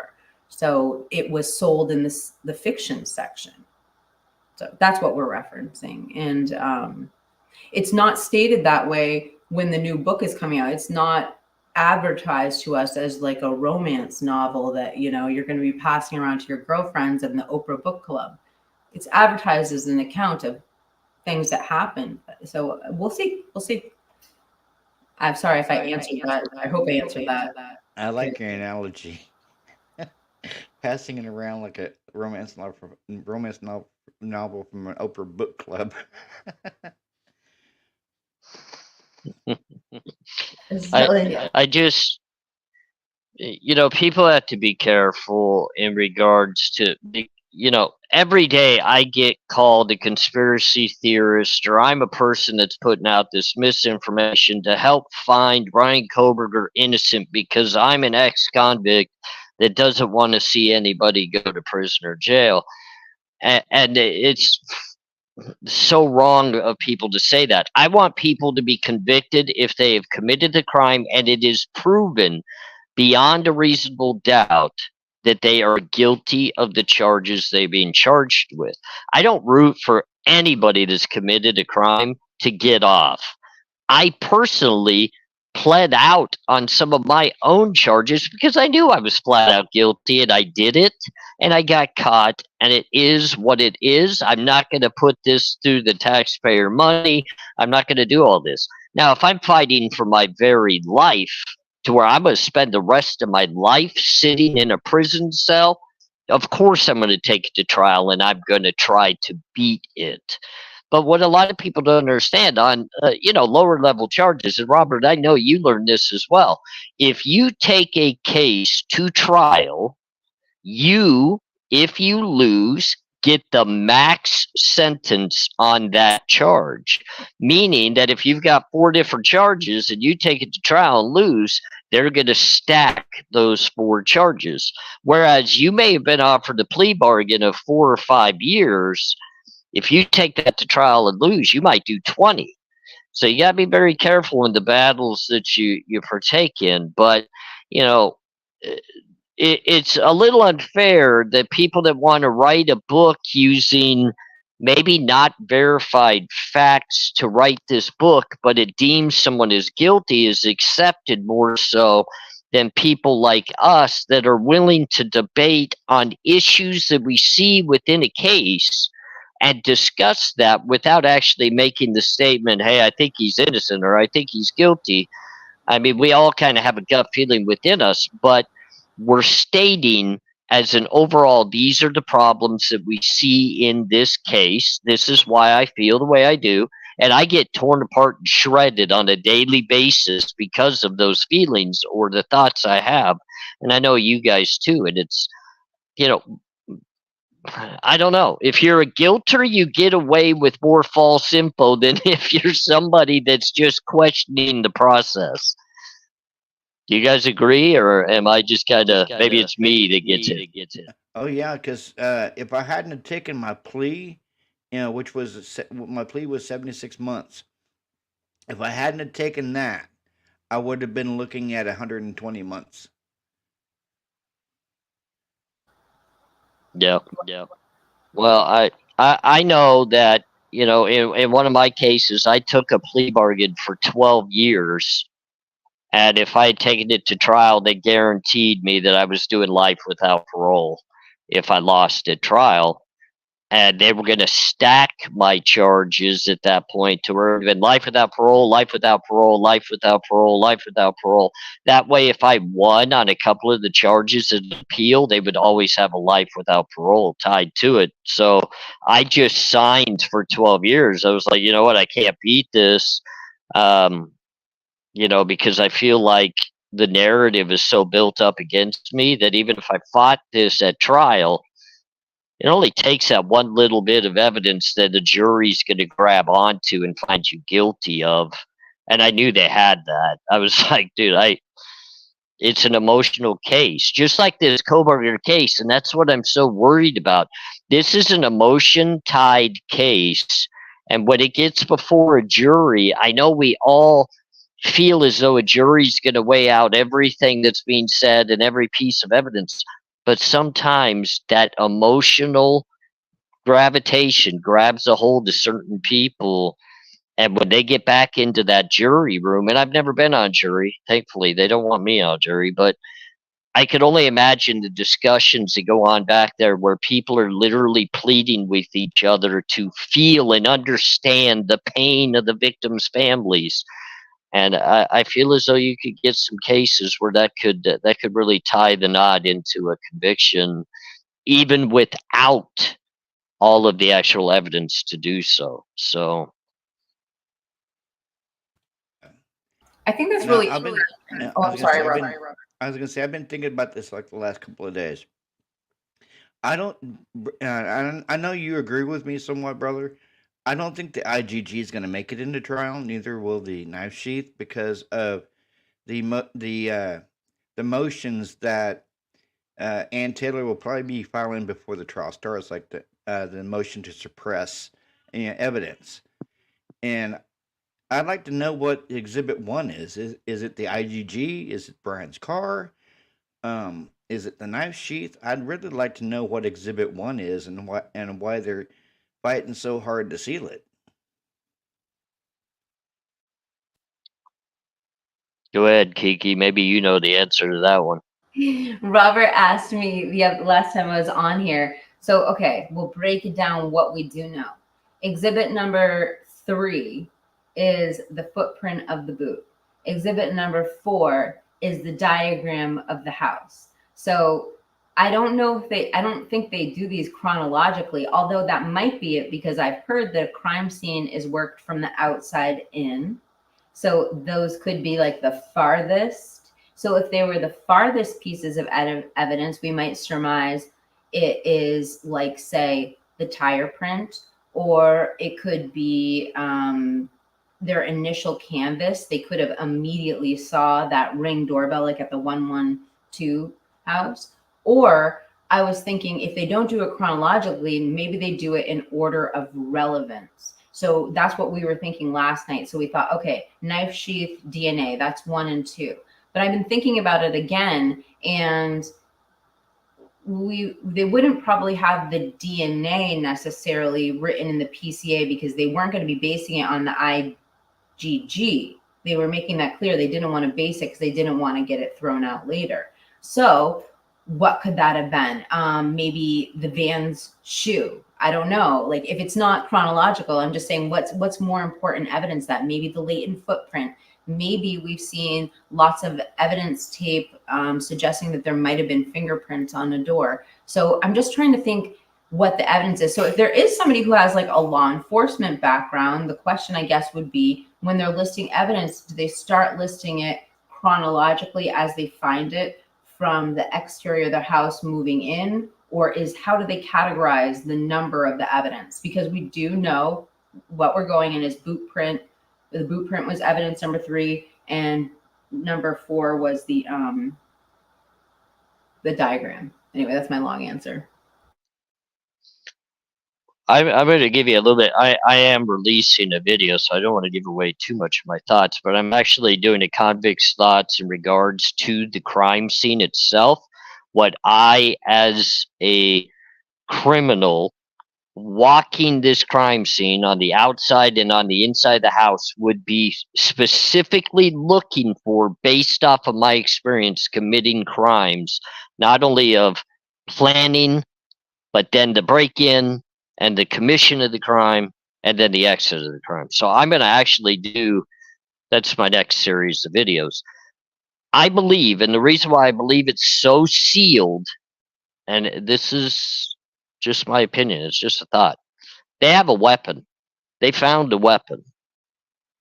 I guarantee you, in this very case, the way they were investigating that living room just outside of Xana and Ethan's room, they found a weapon laying right there.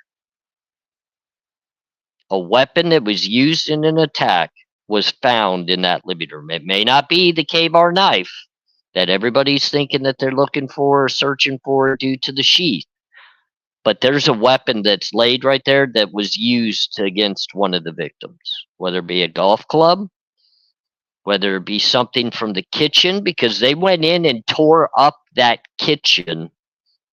And there's only 2 reasons why they would tear up that kitchen.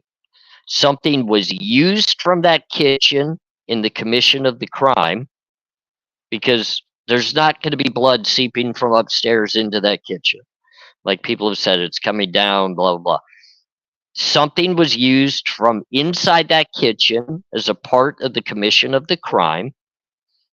Or 2, the place was ransacked, meaning whoever committed this crime was in the house, not only looking for something, but then it led them to taking the life of these people.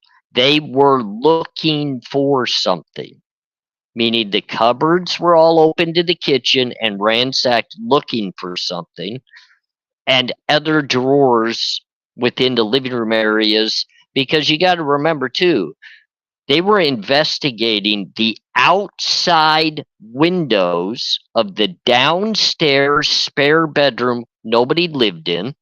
They were taking prints and fully doing an investigation of that window. And they did an investigation of the back window of the kitchen. If they knew he walked in the slider and then walked back out of the slider to leave, those windows wouldn't be a part of their and you need to look at it. Look at the pictures. There's literally 5 or 6 of them peeling fingerprints or something off of those windows.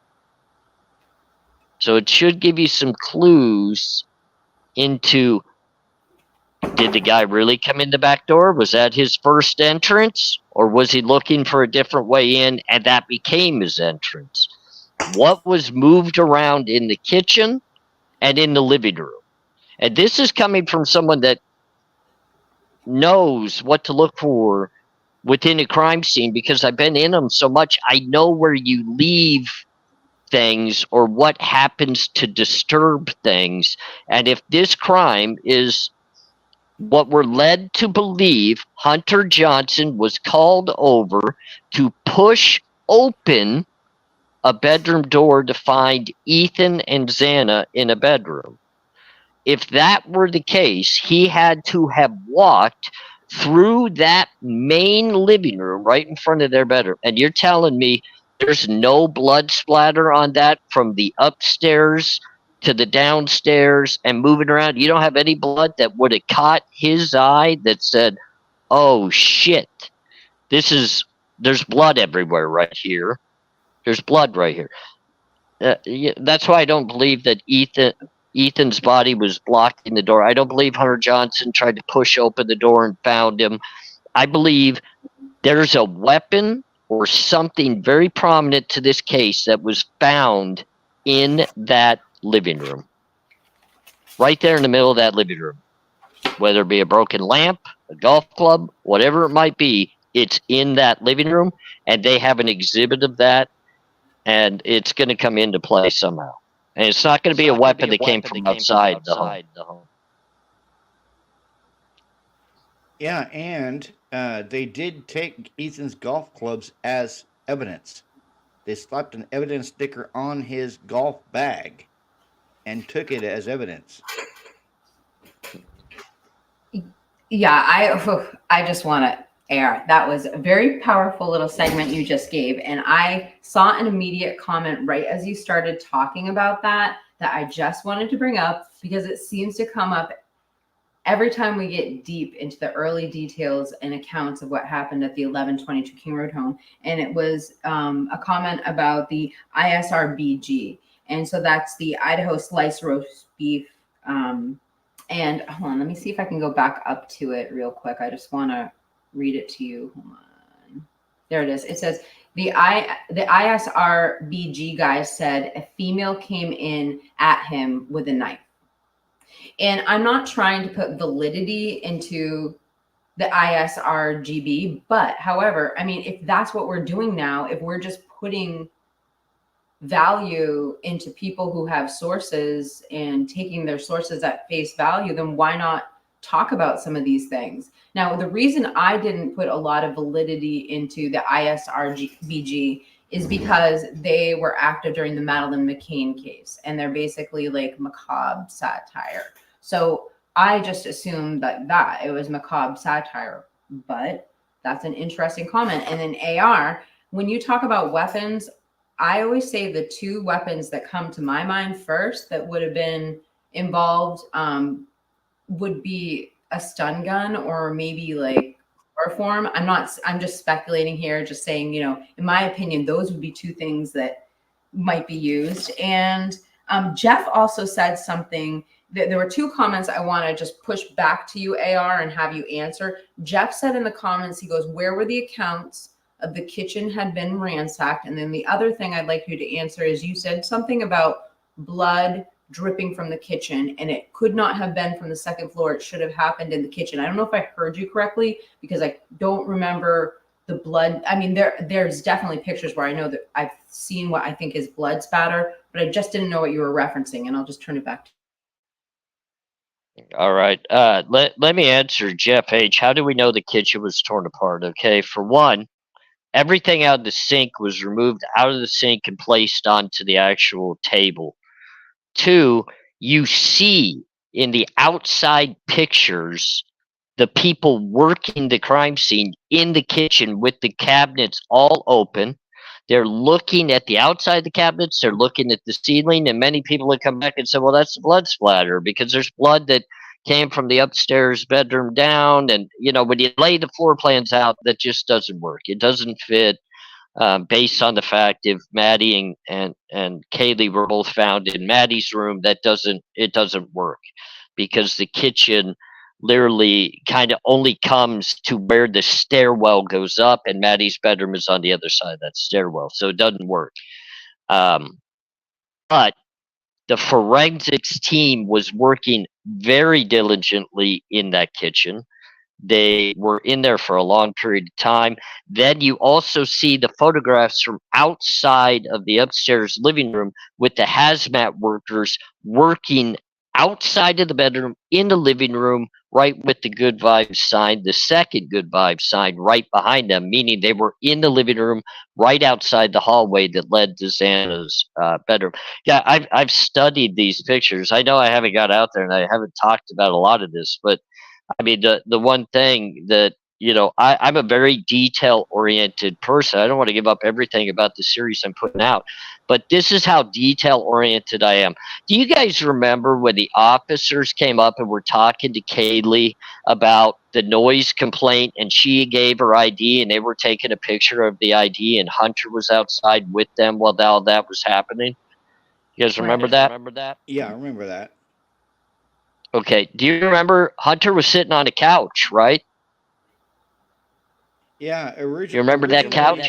Yeah, Mhm. originally, Hunter came to the door, went and got Kaylee, and then he came back out with her, and he sit down on that couch while that officer took a picture of her ID, which I'm still trying to figure out why the officer did that, because the house before they came to the King Road house, it was a group of guys that was having a party, and they didn't take a picture of their IDs, but they only took a picture Well, of Kaylee's. let me show you how detail oriented I am. You ready? When they were doing the whole investigation of the crime scene, where's that couch on the back patio on the day of the murders? Why is there no couch there? Good question. And why didn't they touch Er- the trash that came out of Kaylee's room? They just set it out. They just set it outside by the back patio.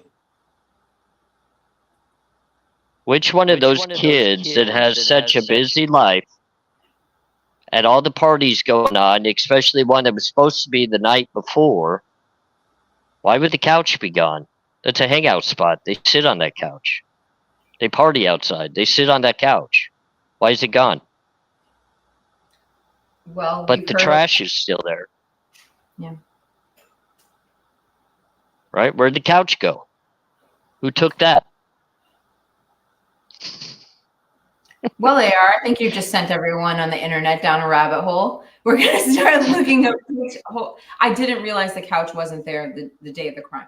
I have heard a ton of information about people. Sorry about that noise. I've had a ton of information about people talking about Google Earth and going and looking at photographs of that couch. I've heard people speculate that they've saw blood stains on that couch. I've heard people speculate in alternative theories that that couch was used to transport people, and that's what contained the DNA. And some of those more, really wild speculations that we've heard that don't seem so wild anymore now that mainstream media pushes them. But that's interesting, AR. I think you're about to send the whole internet down a rabbit hole looking at that couch. Was it there that Do you day? know what? You want to know what made me realize that couch wasn't there anymore? Is that's where the photograph of the dropped piece of paper that looked like a note with the little marker of the evidence marker was sitting right where that couch was supposed to be. So instead of a couch, you have the actual piece of paper that many have said was some sort of like diagram or drawing that had an exhibit marker on it, was sitting in the very markers. If you go back and look at the photographs, which I'll have to dig it up again, that's right where that couch was. It's right in the sitting markers of that couch.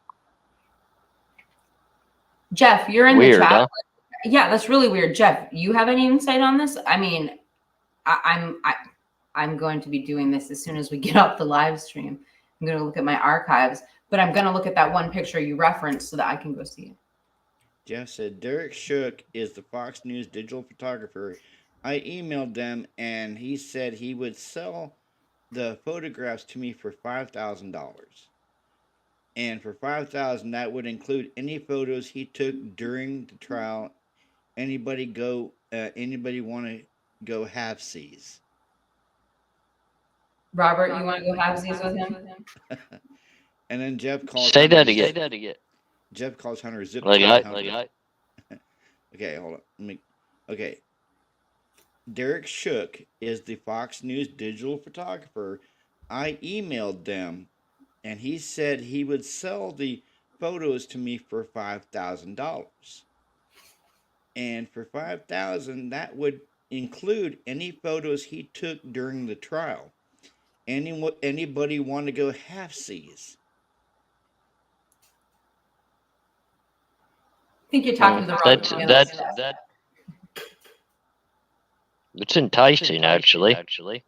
And then Jeff says here, I see one photo where the couch is still back there covered in snow.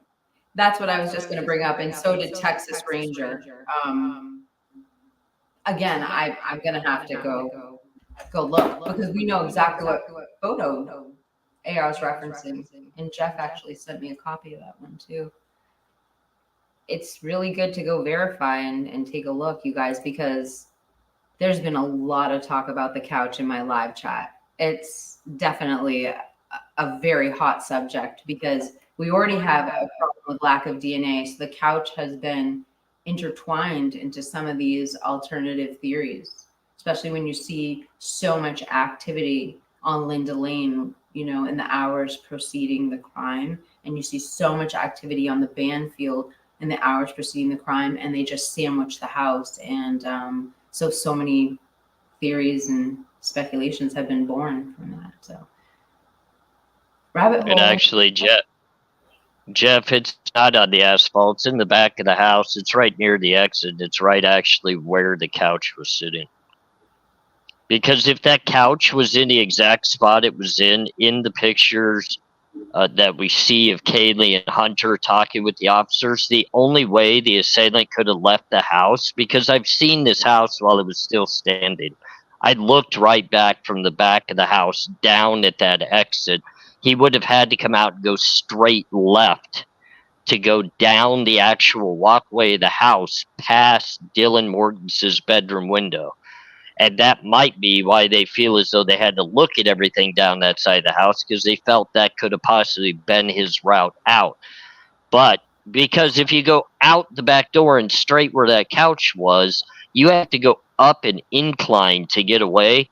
And I know many people would say, oh, that's not that big of a deal. Yeah, you go commit a crime in that little amount of time and wear yourself out committing what they say he's done of 4 people. You're not going to go running up an incline at full pace and do it well. You're going to go the easiest way out, which would be the level route, which would be make a straight left turn and go down the walkway past the bedroom.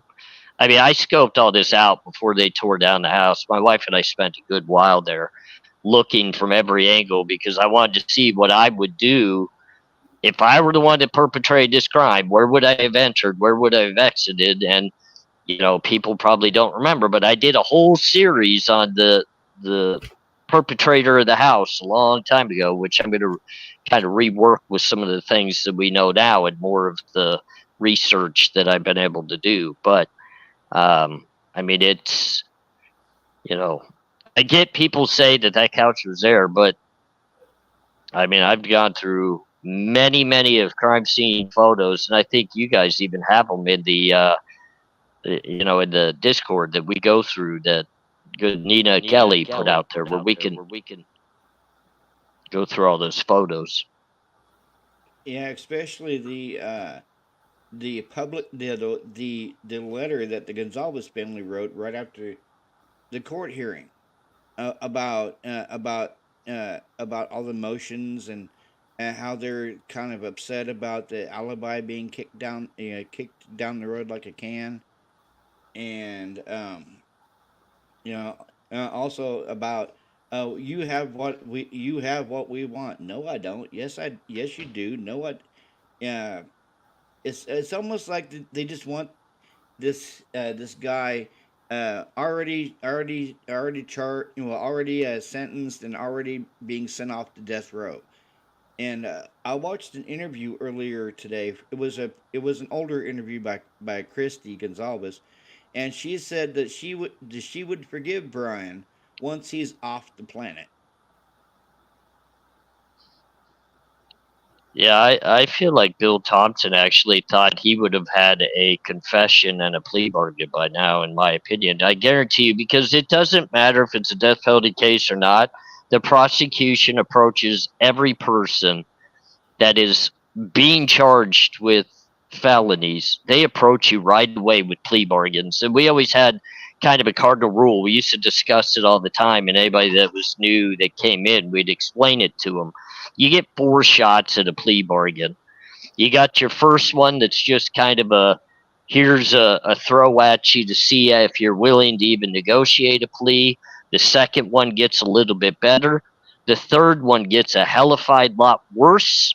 And then the fourth one comes back to the original plea bargain. So we even, we've gotten it down to, we know how to negotiate the pleas by how many we're sitting at. When's the next one going to come? And I guarantee the prosecution threw a plea bargain at Bryan Kohberger very early in this, and that's why they left it open, where they could take the death penalty off of the table. If you guys remember, Bill Thompson left that a part of the death penalty motion that he filed, that they at any point in time could take that death penalty off of the table if they want to. And that's because if Bryan Kohberger accepts a plea bargain, it's not going to be for the death penalty. So they have to be able to remove that. Now, because I know I heard, I don't know if it was speculation, but I heard that that Massoth wants to file a motion because because the prosecution is not turning over evidence, like they want them to. Massoth was supposedly one to write a motion to penalize them by asking them to take the death penalty off the table. But I don't know if that's fact or speculation. Yeah, they absolutely can.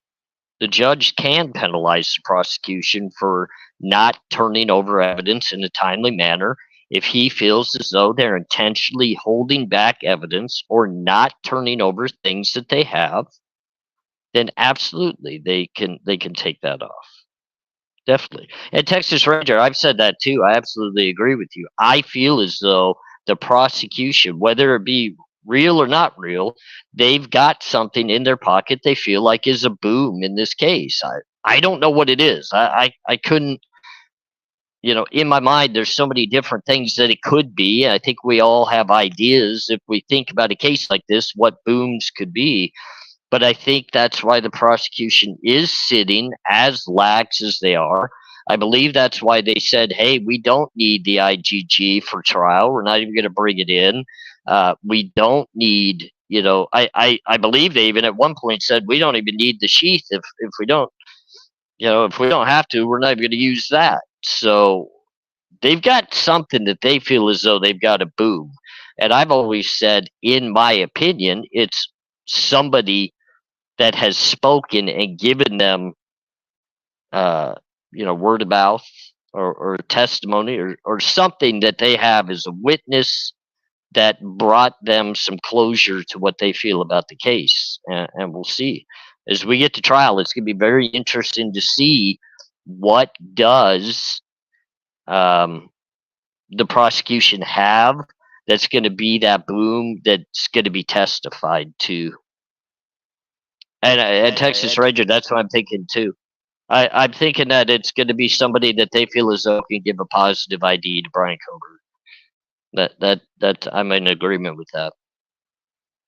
Okay, now, I lost my whole train of thought, and here's Jeff. Going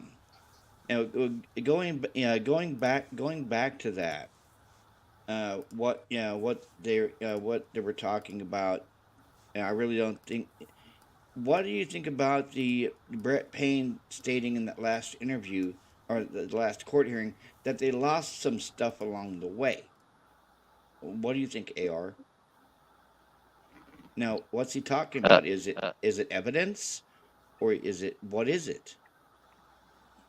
I believe, in my opinion, I think he's referencing them being able to get their hands onto various videos from different points along the roads that they're trying to get pictures of the car or video of the car. And I believe what he's referencing, and don't take this as solid, this is the absolute truth, because I don't know.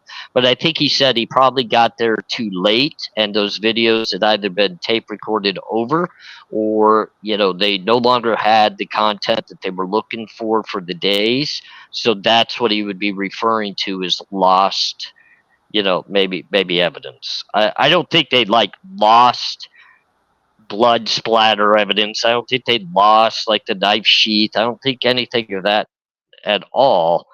I feel as though he's referencing when it comes to the video or the audio. Yeah, because My opinion. Yeah, because clearly, when they tore the house down, you could see like chunks of wall that was cut out. And Steve Gonzalez, like made the comment in an interview that he had witnessed FBI going into the house.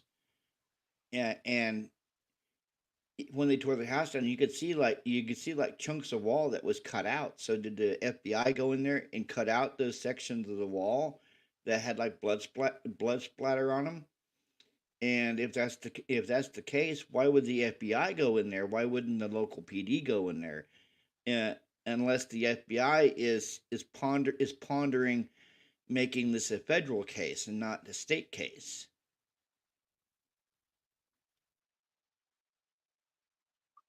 I guess real quick I'll answer, and then I'm going to shift it off to both Jeff. It's great to see you up on panel. I haven't got to talk to you in quite a while. It's always a pleasure to have you up. And then, same here. Same here. Well, I appreciate that. When it comes to a state and a Fed case, just from my past experience at this very point, this is now a state-ran case, and that's what it's going to be moving forward. The feds are not going to pick up this case in the near future. If they were to ever, I from my experience, believe if they're going to get back involved and pick up charges in this case, it's going to be if others become known or involved in some way that would make it a federal case. Right now, this is going to stay within the state courts, and it's going to stay within, the jurisdiction of Idaho. So.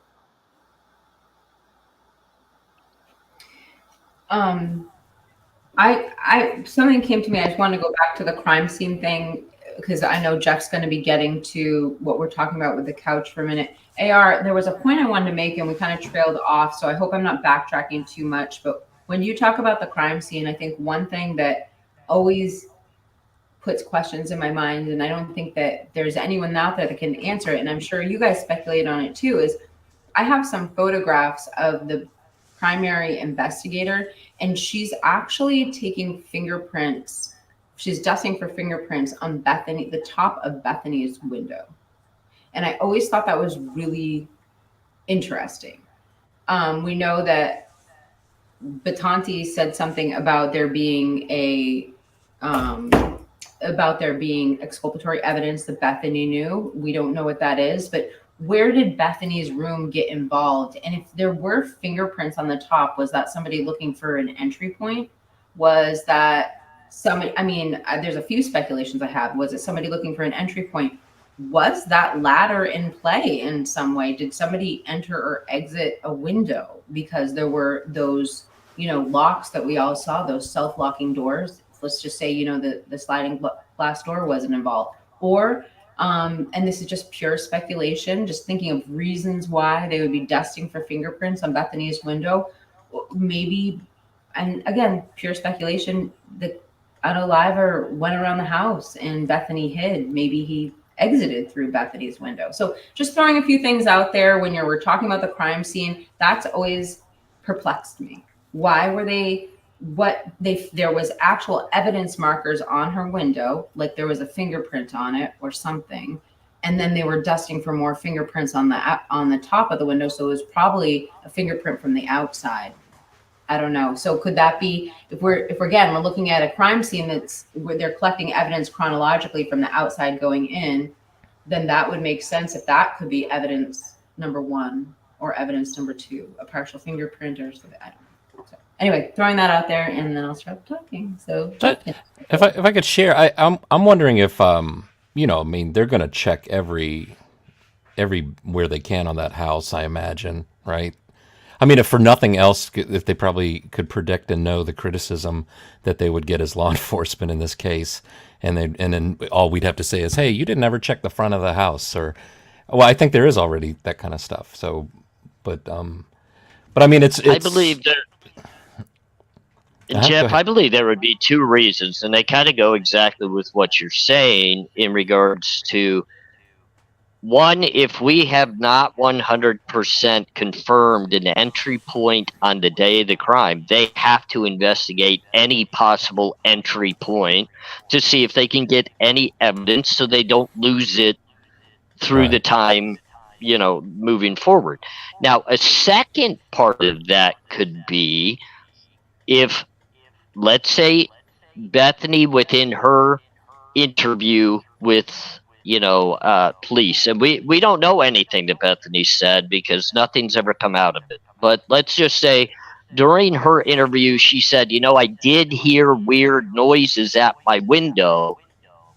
I just didn't know what they were, so I didn't get up to look, or I just ignored them. Well, now they're going to go back to that window and they're going to start seeing what could have possibly made these noises that she heard, because maybe it is somebody trying to get in through this window and then chose a different route.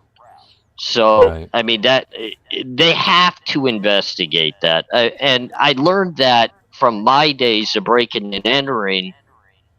Even if they knew the exact route I got in, they looked at everything else to see if they could get more of my fingerprints to help their conviction against me, because now they had more evidence against me.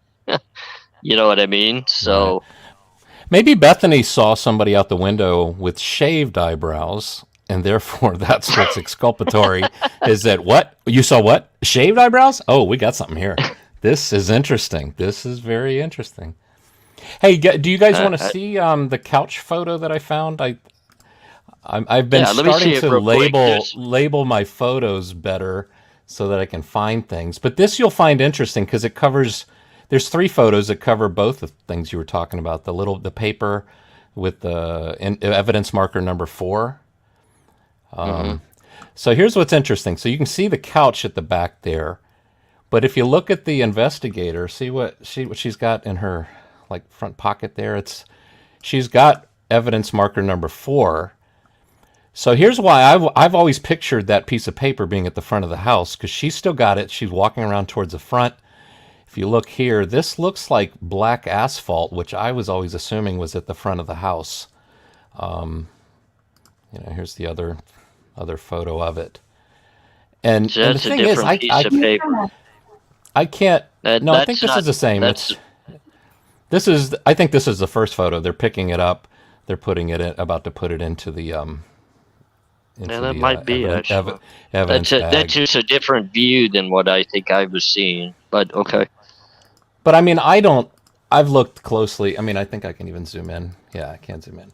I don't really see anything that I can make out other than scribbles. I mean, Yeah, I don't know. Even if let's see, can I rotate it just to see?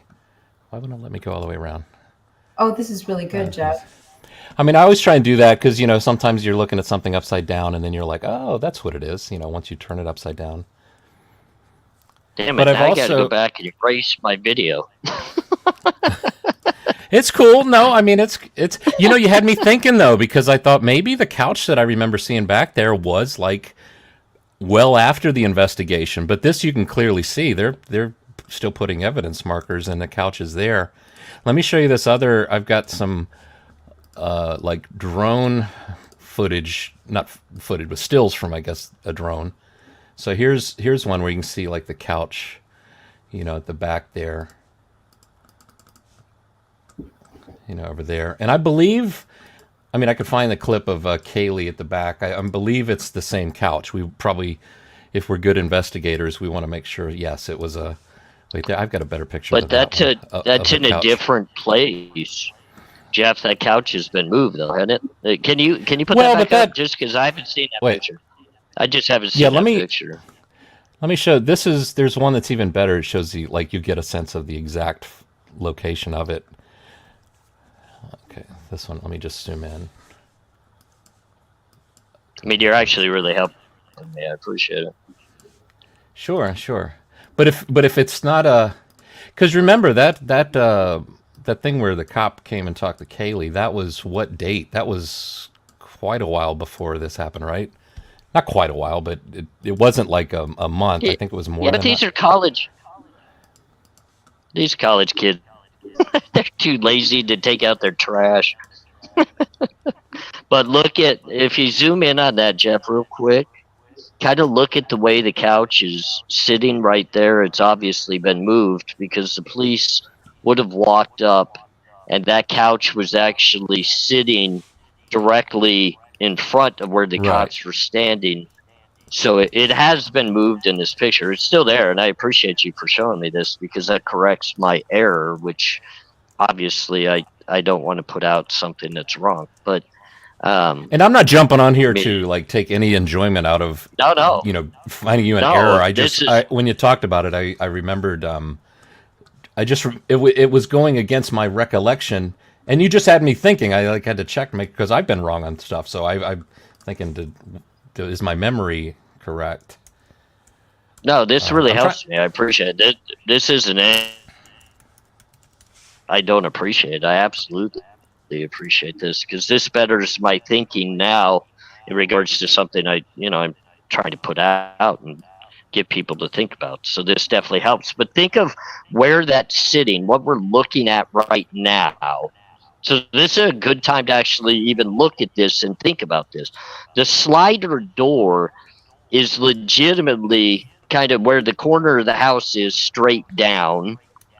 So for him to get to his car, which would be parked up back behind the house, they state, he would have to run through that couch to get up that hill or take the time to go around it if he was to run up the hill.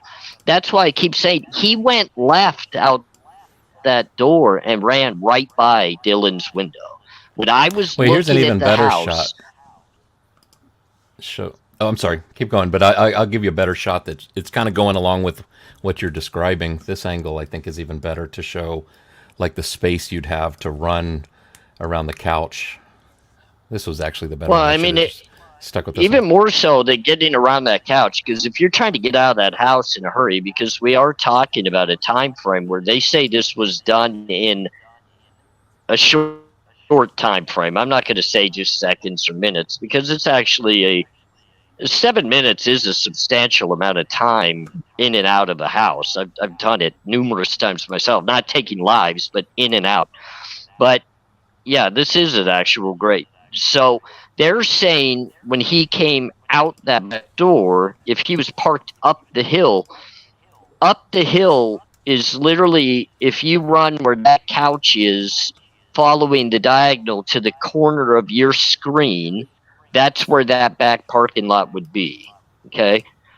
If you come out that back door and run right underneath the actual top porch and you follow straight down that line, that is the only level running space to get to a vehicle. And that also goes directly to where the tire tracks are. Yeah, I always imagine that he parked the vehicle up in. I don't know if can you see my mouse? Is that up in this area? Yeah. I think even the that's- second off this. I'm sorry. Go ahead. That's the direct left out of the back sliding door. You go directly left. You run right along the wall that has the kitchen window, and it has Dylan's window, and it's running right below the upstairs patio off of Kaylee and Maddie's room. You run right underneath that, and it goes directly to that side road, which is most likely the one they say he drove down anyway. Or up, whichever way they said he did that. And literally that's where they were looking at tire tracks and different things. But that is the only level spot that if you had just committed a crime, going up and down stairs and exerting every bit of energy that you had into the committing of a quadruple homicide, that your legs would not be wobbly, shaky, tired running down. Yeah, I just don't see you running up a slick hill with leaves and brush and trees and trying to get up to a car when you can just directly go left and go down a level running space. Well, one thing That's I'm just thinking me. of too, though, is that this side of the house right here has no windows. So, like this parking along this street here, I think would be wise in that nobody would see your car parked there because there's no windows. You have back windows facing directly back, and but here would be like the place I would think you would park. There was also that second officer, and I'm trying to find the damn Kaylee body cam video, but the second officer had made mention that it's like I think he said something like, "Hey, there's no steps up to this balcony up here." That's interesting. He said, but then I think he did also say, "But these, I guess the steps go out that way." So I'm thinking you come out the slider, you do go right past Dylan's window, and then you go up some, like, I think there's some bricks or something, or a retaining wall type of thing, and you're up to the street. You're in your car. Now, this is just my theory, but you're putting something in the trunk after you've stripped. You're slamming the trunk. That's heard on the Linda Lane camera at 4:21:01. 18 seconds exactly later, you hear this car speeding off, I think heading down here, making a left turn, maybe almost losing control on this turn, and then revving up and heading towards King Road. I have a friend, and I'm not sure if I can verify it. I don't know if they're correct on it, but they had said something that they heard that one of the trash cans were knocked over. I don't know if that means he came really quickly, wherever the cans were that night, jumped the curb. I don't even like to say that because it might not be true. So I don't want to say it. But when I listen to the Linda Lane footage, I try to imagine at 4:21:19 when you hear that car speeding away. I close my eyes and I try to imagine, okay, it's making the left, it's losing control. He stops for a second maybe and says, "Oh, geez, that would have been bad. I do not want to get stuck here." There's a big old yellow curb. Where is it? Somewhere like over here, where there's a picture of a girl sitting on it, I think holding a cross. And the skid marks, which I still am not completely convinced or sure whether they're not they're the same skid marks that is seen in that video with Xana in the Pittsburgh Steelers shirt. They have a very similar kind of shape and angle, and I'm not absolutely sure what date that video of Xana was taken either. So I don't know. Plus, I also don't know how long tire tread skid marks last. And would still be around. So the fact that they were measuring them makes me at least think that they thought they were important enough to measure and check out, but they very well could be from some other vehicle. But I mean, if you listen to that, and that's the thing that was very compelling to me. When I heard that sound, I thought, oh, that sounds like a car door. And I was like, this is right around the time where you hear the car speeding off. It's like, wait, why is it taking 18 seconds after you close your car door to speed off? It's like if this truly is somebody that's just done something this awful, you close the door. I mean, I don't think you're going to look through your phone to put on some music or whatever. But 18 seconds to come from the trunk to the front of the, get in the car, start the car, and go, made a little more sense. Again, it's just my theory, just my speculation, and it just seems the times that stick in my mind are Xana TikToking at 4:12. I think the light bulb camera picks up a thud at 4:17, and then there's a car speeding off at 4:21 and 19 seconds. It seems like, okay, so when somebody comes at me and says, "I think these murders happened at 2 a.m., it's like, you know what, you got to get me to reconcile those times first before you start to try and convince me of that, because my mind, I guess, is just stuck on. But prior to that, 4:07 a.m., you see the car, which I think is the fifth pass past the Linda Lane camera. 4:07 a.m., that car is coming by for the fifth time, and it's traveling faster than all the other times. You can measure the other passes, assuming it's the same car, which I think it is. So it's traveling faster. It's heading in the direction of the back of the house at 4:07. And then you just it seems like that. To me, that's the time. So sometime after 4:07, maybe say 4:09, he got in the house, did everything he did, left at 4:21. So that's the way I'm looking at it. I'm try to keep an open mind, and I like to listen to all viewpoints, but it seems to be my theory that is stuck in my head for quite a while, and Jeff, pardon me for 1 minute, and this is completely off topic, and it's kind of, and I don't mean to cut you off and interrupt Sure. what you're talking about, but it's something important to me. We have somebody actually live streaming our live on their channel that is bad-mouthing creators on this channel, including myself. And I'm speaking directly to that person. And I'm not going to say a name because, I think everybody on this panel and in this chat that knows me, I keep myself above board and I stay respectful and I don't get out of the integrity line of things, but I'm speaking directly to this person. And if you're live streaming this, you know exactly who I'm talking to. I tried to get on to your live and you blocked me after calling out anybody that wants to directly speak to you. You blocked me and would not let me on your live.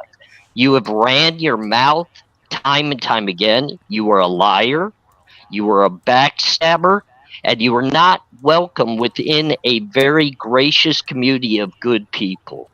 So you can live stream this all you want. Use my name in any negative way you want.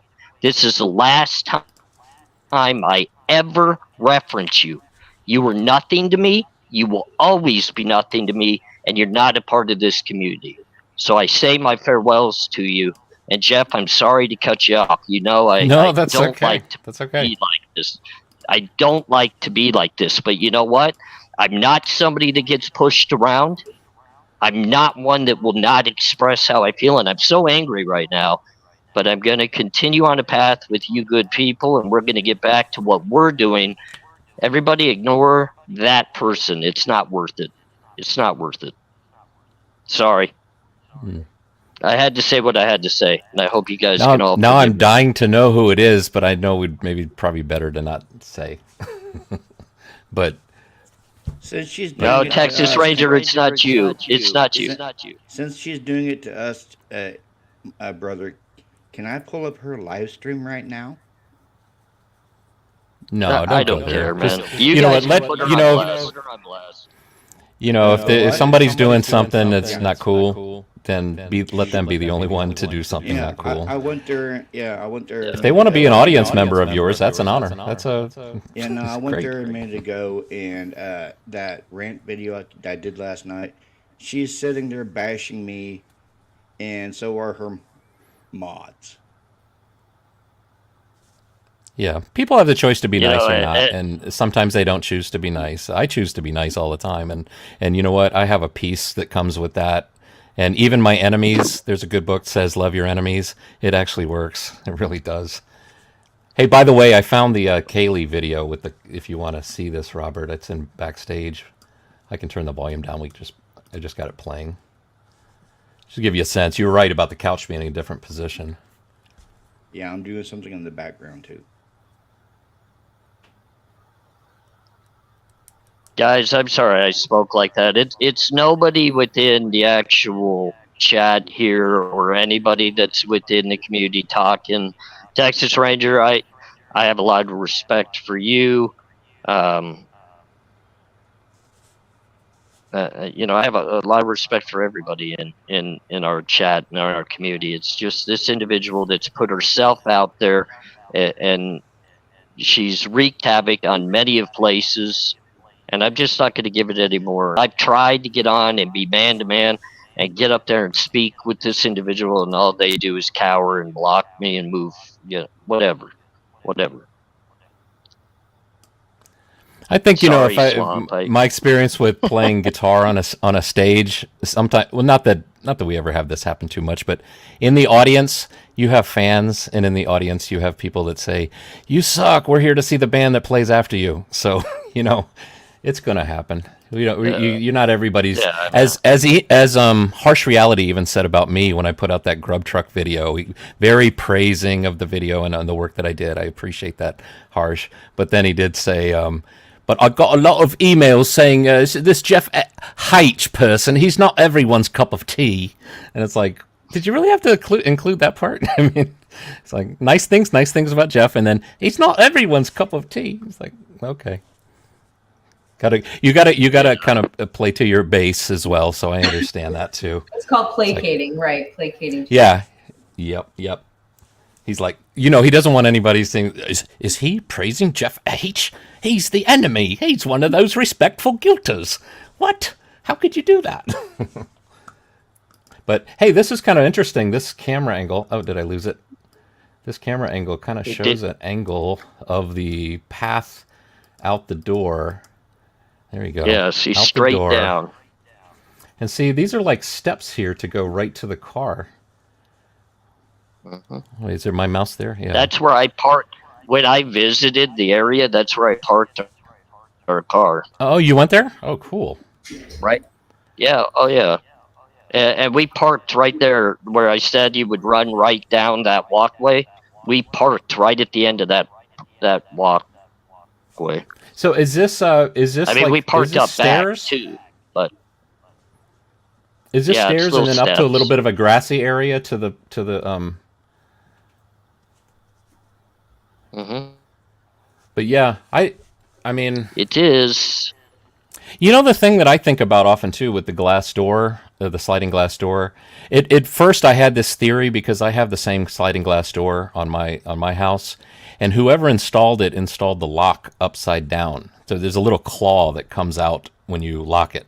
My claw was facing, let me get this right, was facing down, which meant when you lock it and you think your door is locked, all you have to do is lift up on the whole door, make it do a little bit of a wheelie, you know, on the back wheels, and then you lift it up like 2 inches and it slides right open. So I was, for the longest time, I was looking for footage to prove what position that little lever is locked or unlocked, because now mine's fixed.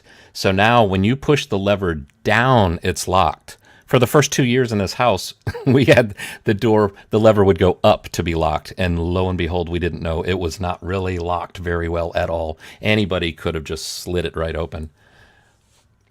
Which was a theory. That was a theory I had. It's like that's how he got in, but that I don't really think that's true. I think their lock actually is correct.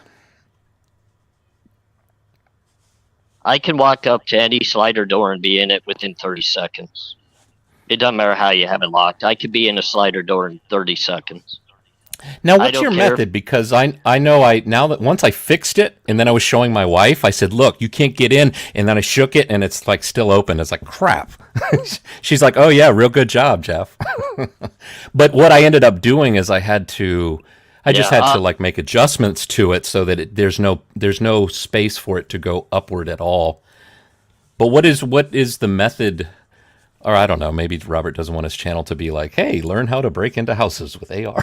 No, I'll tell you one day off camera on how literally it is. No matter how you lock a slider door, I could be in it within 30 seconds. It's just Teach like me, French Mr. doors. Miyagi. You can't lock French doors to a point. Yeah, well, I mean, I was skilled at breaking and entering. I hate to say that. I was very good at it. So, Yeah.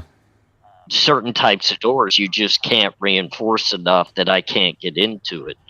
And that's scary to think about. And that's why I'm not going to share it over. I can only imagine the 100 people that watch the show tonight, we're going to have 87 of them out breaking into people's sliders tomorrow. Right. I'm wondering if from the parking lot, if someone with binoculars could go in the parking lot and be able to see whether the door is locked or not. Would you have to? That I don't know. Looking at this angle, it's a little hard because it looks like a fisheye lens, so it's a little distorted. But trying to get a sense of, like, if they parked kind of deeper into that back parking lot with binoculars, could you say that door is unlocked and make a decision, to go do what nefarious thing you planned to do, or maybe didn't plan, maybe just felt like doing. I don't know. Yeah, I don't know. I don't think you would be able to see it, from a distance. But because you can see Kiki, you're awfully quiet. And I think Robert fell asleep. What's going on here, Jeff? Well, I just wanted to say one thing about the slider door. I'm working on something in the background real quick. Oh, well, I can't wait to see what you're working on. I want to say one thing about the slider door. The only thing I've ever seen that stops a slider door from being able to be broken into is a bar, like a bar in the track. and they sell like special security bars because it must be something about the designing of the mechanism. Now, I have in the house where I live, there is a big. It's not a sliding door, but the bigger doors now they'll have like There you go. a latch you What's that? pull up, and it's like an actual handle with an internal mechanism. But I don't know. And then I would like to ask you guys if somebody, from your experience, and since we're talking about the subject, if somebody puts a security bar in the track of the slider, I mean, there's no way to open it then, right? It's short of breaking the door, right? That would work for protecting the slider. Yeah, right? they're absolutely. I'm a slider door, no matter how you secure it. The slider door goes completely inwards, not on the track when I enter the slider door.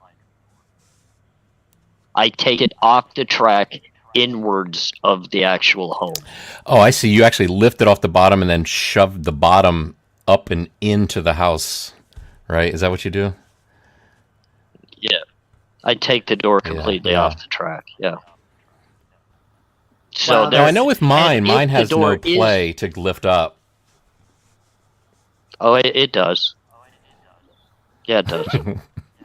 Have you checked out my door, Yeah, it AR? does. You don't need to No, break but in, man. I Just can knock on the bet door. you- You're welcome here. I could bet you every dollar I got I could be in your back slider door no matter how you secure it in less than 30 seconds. Yeah. Guaranteed. Check this out. I mean, see, it's only this is a kind of it's one tool and your whole door moves. It ain't hard. It ain't hard. right. Well, This is what is it? Service announcement. That's why. Yeah. Huh? This little I tell lever right people, here don't makes me get- think. Don't challenge AR to break into your house. You will Get lose. sliding glass doors. Don't get sliding glass doors. Yeah, no, I can. And the sad thing is, it's also any window that opens from right to left or left to right that's on a track. It's the same thing. It doesn't matter what you do. You got to put bars on the outside of your windows to keep me out. Otherwise, I'm in. So it doesn't matter. I mean, I hate to broadcast it that way, but people need to understand when you go to protect your home, you literally have to do your homework on what's the best type of way that protects your home. And anything that has a track that something would slide on is not the best way to protect your home, because you have to remember something. It's not whether the door or the window slides on that track and you can stop it from moving and minimize the play on that track of the door or the window. Remember, the track can be moved as well. Just think about that. The track moves. So what would keep me out? Right. Does that You know, make sense looking at to this you? lever. I mean, if you look looking at that this- slider door, Uh-huh. where would you think the weak part of that door is? The weakest part of that door, what do you think it is?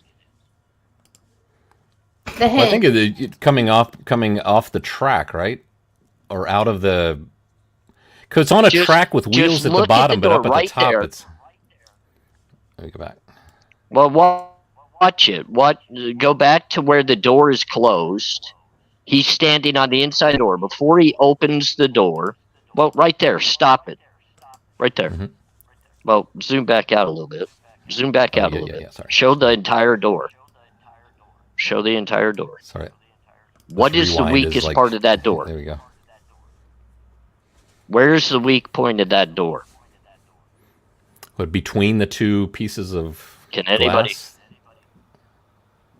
The dead center of it, right? Where you see those two posts that would connect, the one being the Yeah. inside sliding door and the This out here? being the outer part, right? So one of them doesn't move. The left one doesn't move. Right. It stays Yeah, this one stable doesn't at all move. times. Meaning the right one is the sliding door. So what do I have to do? Where do I attack that door that you need to Yeah, you're protect? right. Where would be the best way for me to move that door and get in no matter what I needed to do? I attack that center pole in between the inner and the outer. What do? You slide something in there and you pull towards you, pushing the other side, and what happens to that door? It opens inwards to the house. I don't need to attack where the lock is. I don't need to attack the bottom or top of the door. I What's this go thing right in here? the center. I slide it in, and boom, I'm in. I just pull right towards me, and all the momentum just pushes that right into your home. So your little But with pole in the bottom track, your little hooky lever in the center, it doesn't work. But didn't they say Right with this there. case there was You no see sign it. of It's easy. breaking in, right? So assuming that because they said, and if we can believe that there They was said no that it sign of seemed like breaking in, then I'm thinking it's was left open, left unlocked, and he was able to just slide it open. And I it'd be feel as though interesting to the know the door. people that I live mean, there. unfortunately, Uh-huh. I feel as though the door was unlocked. I think that they came home from a night out. I believe that they took the dog out to the bathroom. They were eating their food. They were talking. They were all tired. They all ventured their way, and it happens. Yeah, there was part of me that wondered if they didn't maybe walk the dog and head down the way to see if they could see Jack's house, to see if his lights were on, wondering why he wasn't answering the phone. And then maybe it was during that I well, that was earlier on that I thought the killer maybe came in and then was in the house waiting, when they came There's in. just so many scenarios that doesn't take a break in. There's so many scenarios that doesn't take a break in. Unfortunately, you're talking about a college home with numerous people that live within it, that somebody maybe thought somebody else was shutting the. I mean, God almighty, my wife caught me the other day, walking in. I had taken the dogs to go to the bathroom. I came in, I didn't even shut the door. I just left the door wide open. And she comes walking in, 10 minutes later, like, what the hell's wrong with you, dude? Oh, my bad. Oh, shit, I didn't even think about it. I'm sorry. Well, that could have been possibly the same thing. You never know. You never know. Right. But now your dog would take the head off of anybody that tried to come in, right? Didn't you have a pit bull? Is that what you've got? I have 3. Yeah, I got Yeah, there 3. you go. I don't know. So if they get if they don't know get if past they the would take first the one, head they're off not of getting you, but past they- the other two. They're not Yeah, getting by. you're definitely not getting past my. Yeah, my Yeah. little one, Xander. You're not getting past him. You're not getting past him. He knows everything happening around him, and he's gonna let me know for sure. And he's Xander. What do you weigh now? 95 pounds. Yeah, you're Wow. getting there. You're growing a little bit. Yeah, my dog's around 75. That's Then Bayou's and I know 80. how heavy he is. If I had a badass dog like yours, I would have to get Yeah, the dog a tattoo. Aspen's Do you have a 100 tattoo for? What are you, 135? No, I don't. No, I've never gotten it. No tattoos. AR's not No. into tattoos, no. But Do they even do Aspen's that? 140 pounds. No. Tattoos on dogs. Not on That's a mine. new- My wife would kill me. She New hates me for business, mine. proper. I wanted to say, Jeff, just because Yeah, I'm sorry. I was gonna just say to Jeff, the reason we're joking is because AR used to be a tattoo artist. Oh, gotcha. Yeah. Yeah. So if any dog would have one, it would definitely Yeah. be AR's. And he's got a couple too. What? Sorry to cut you. Yeah, a couple. I've got one.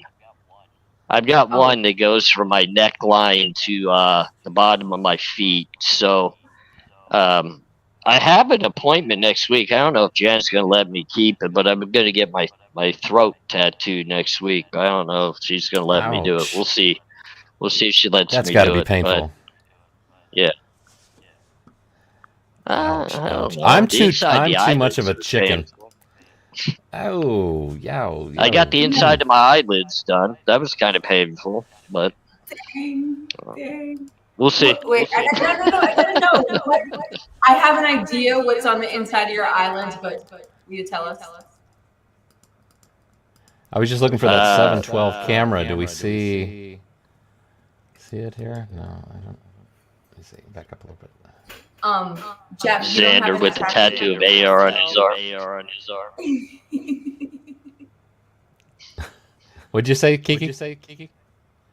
I think we got that feedback again, Robert. I wanted to ask. It's because we're being streamed on another channel.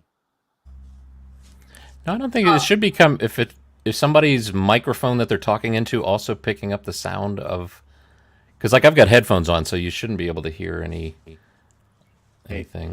I have headphones on. I'm going to go ahead and end this Echo. live stream. I'm going to need your help with something AR behind the scenes. I'm trying to figure out exactly how to do this. So if you want to stick around after the stream AR, I'm going to need your help with something. All right. Do you want to do it here, or you want to call me? I'll call you. Okay. Hey Jeff, I'm gonna email you my phone number too. In case you ever want to chat. It's safe with me. It won't end up on any bathroom I'm not worried walls. about it. What are you talking about? I've already put it on all the bathroom walls.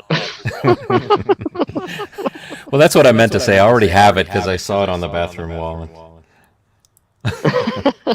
Most of them say for a good time call. This one says for a good guy call. All right. Everyone have a wonderful night. Thank you for tuning in. Thank you to AR, Kiki, and Jeff for being on panel. Thank you.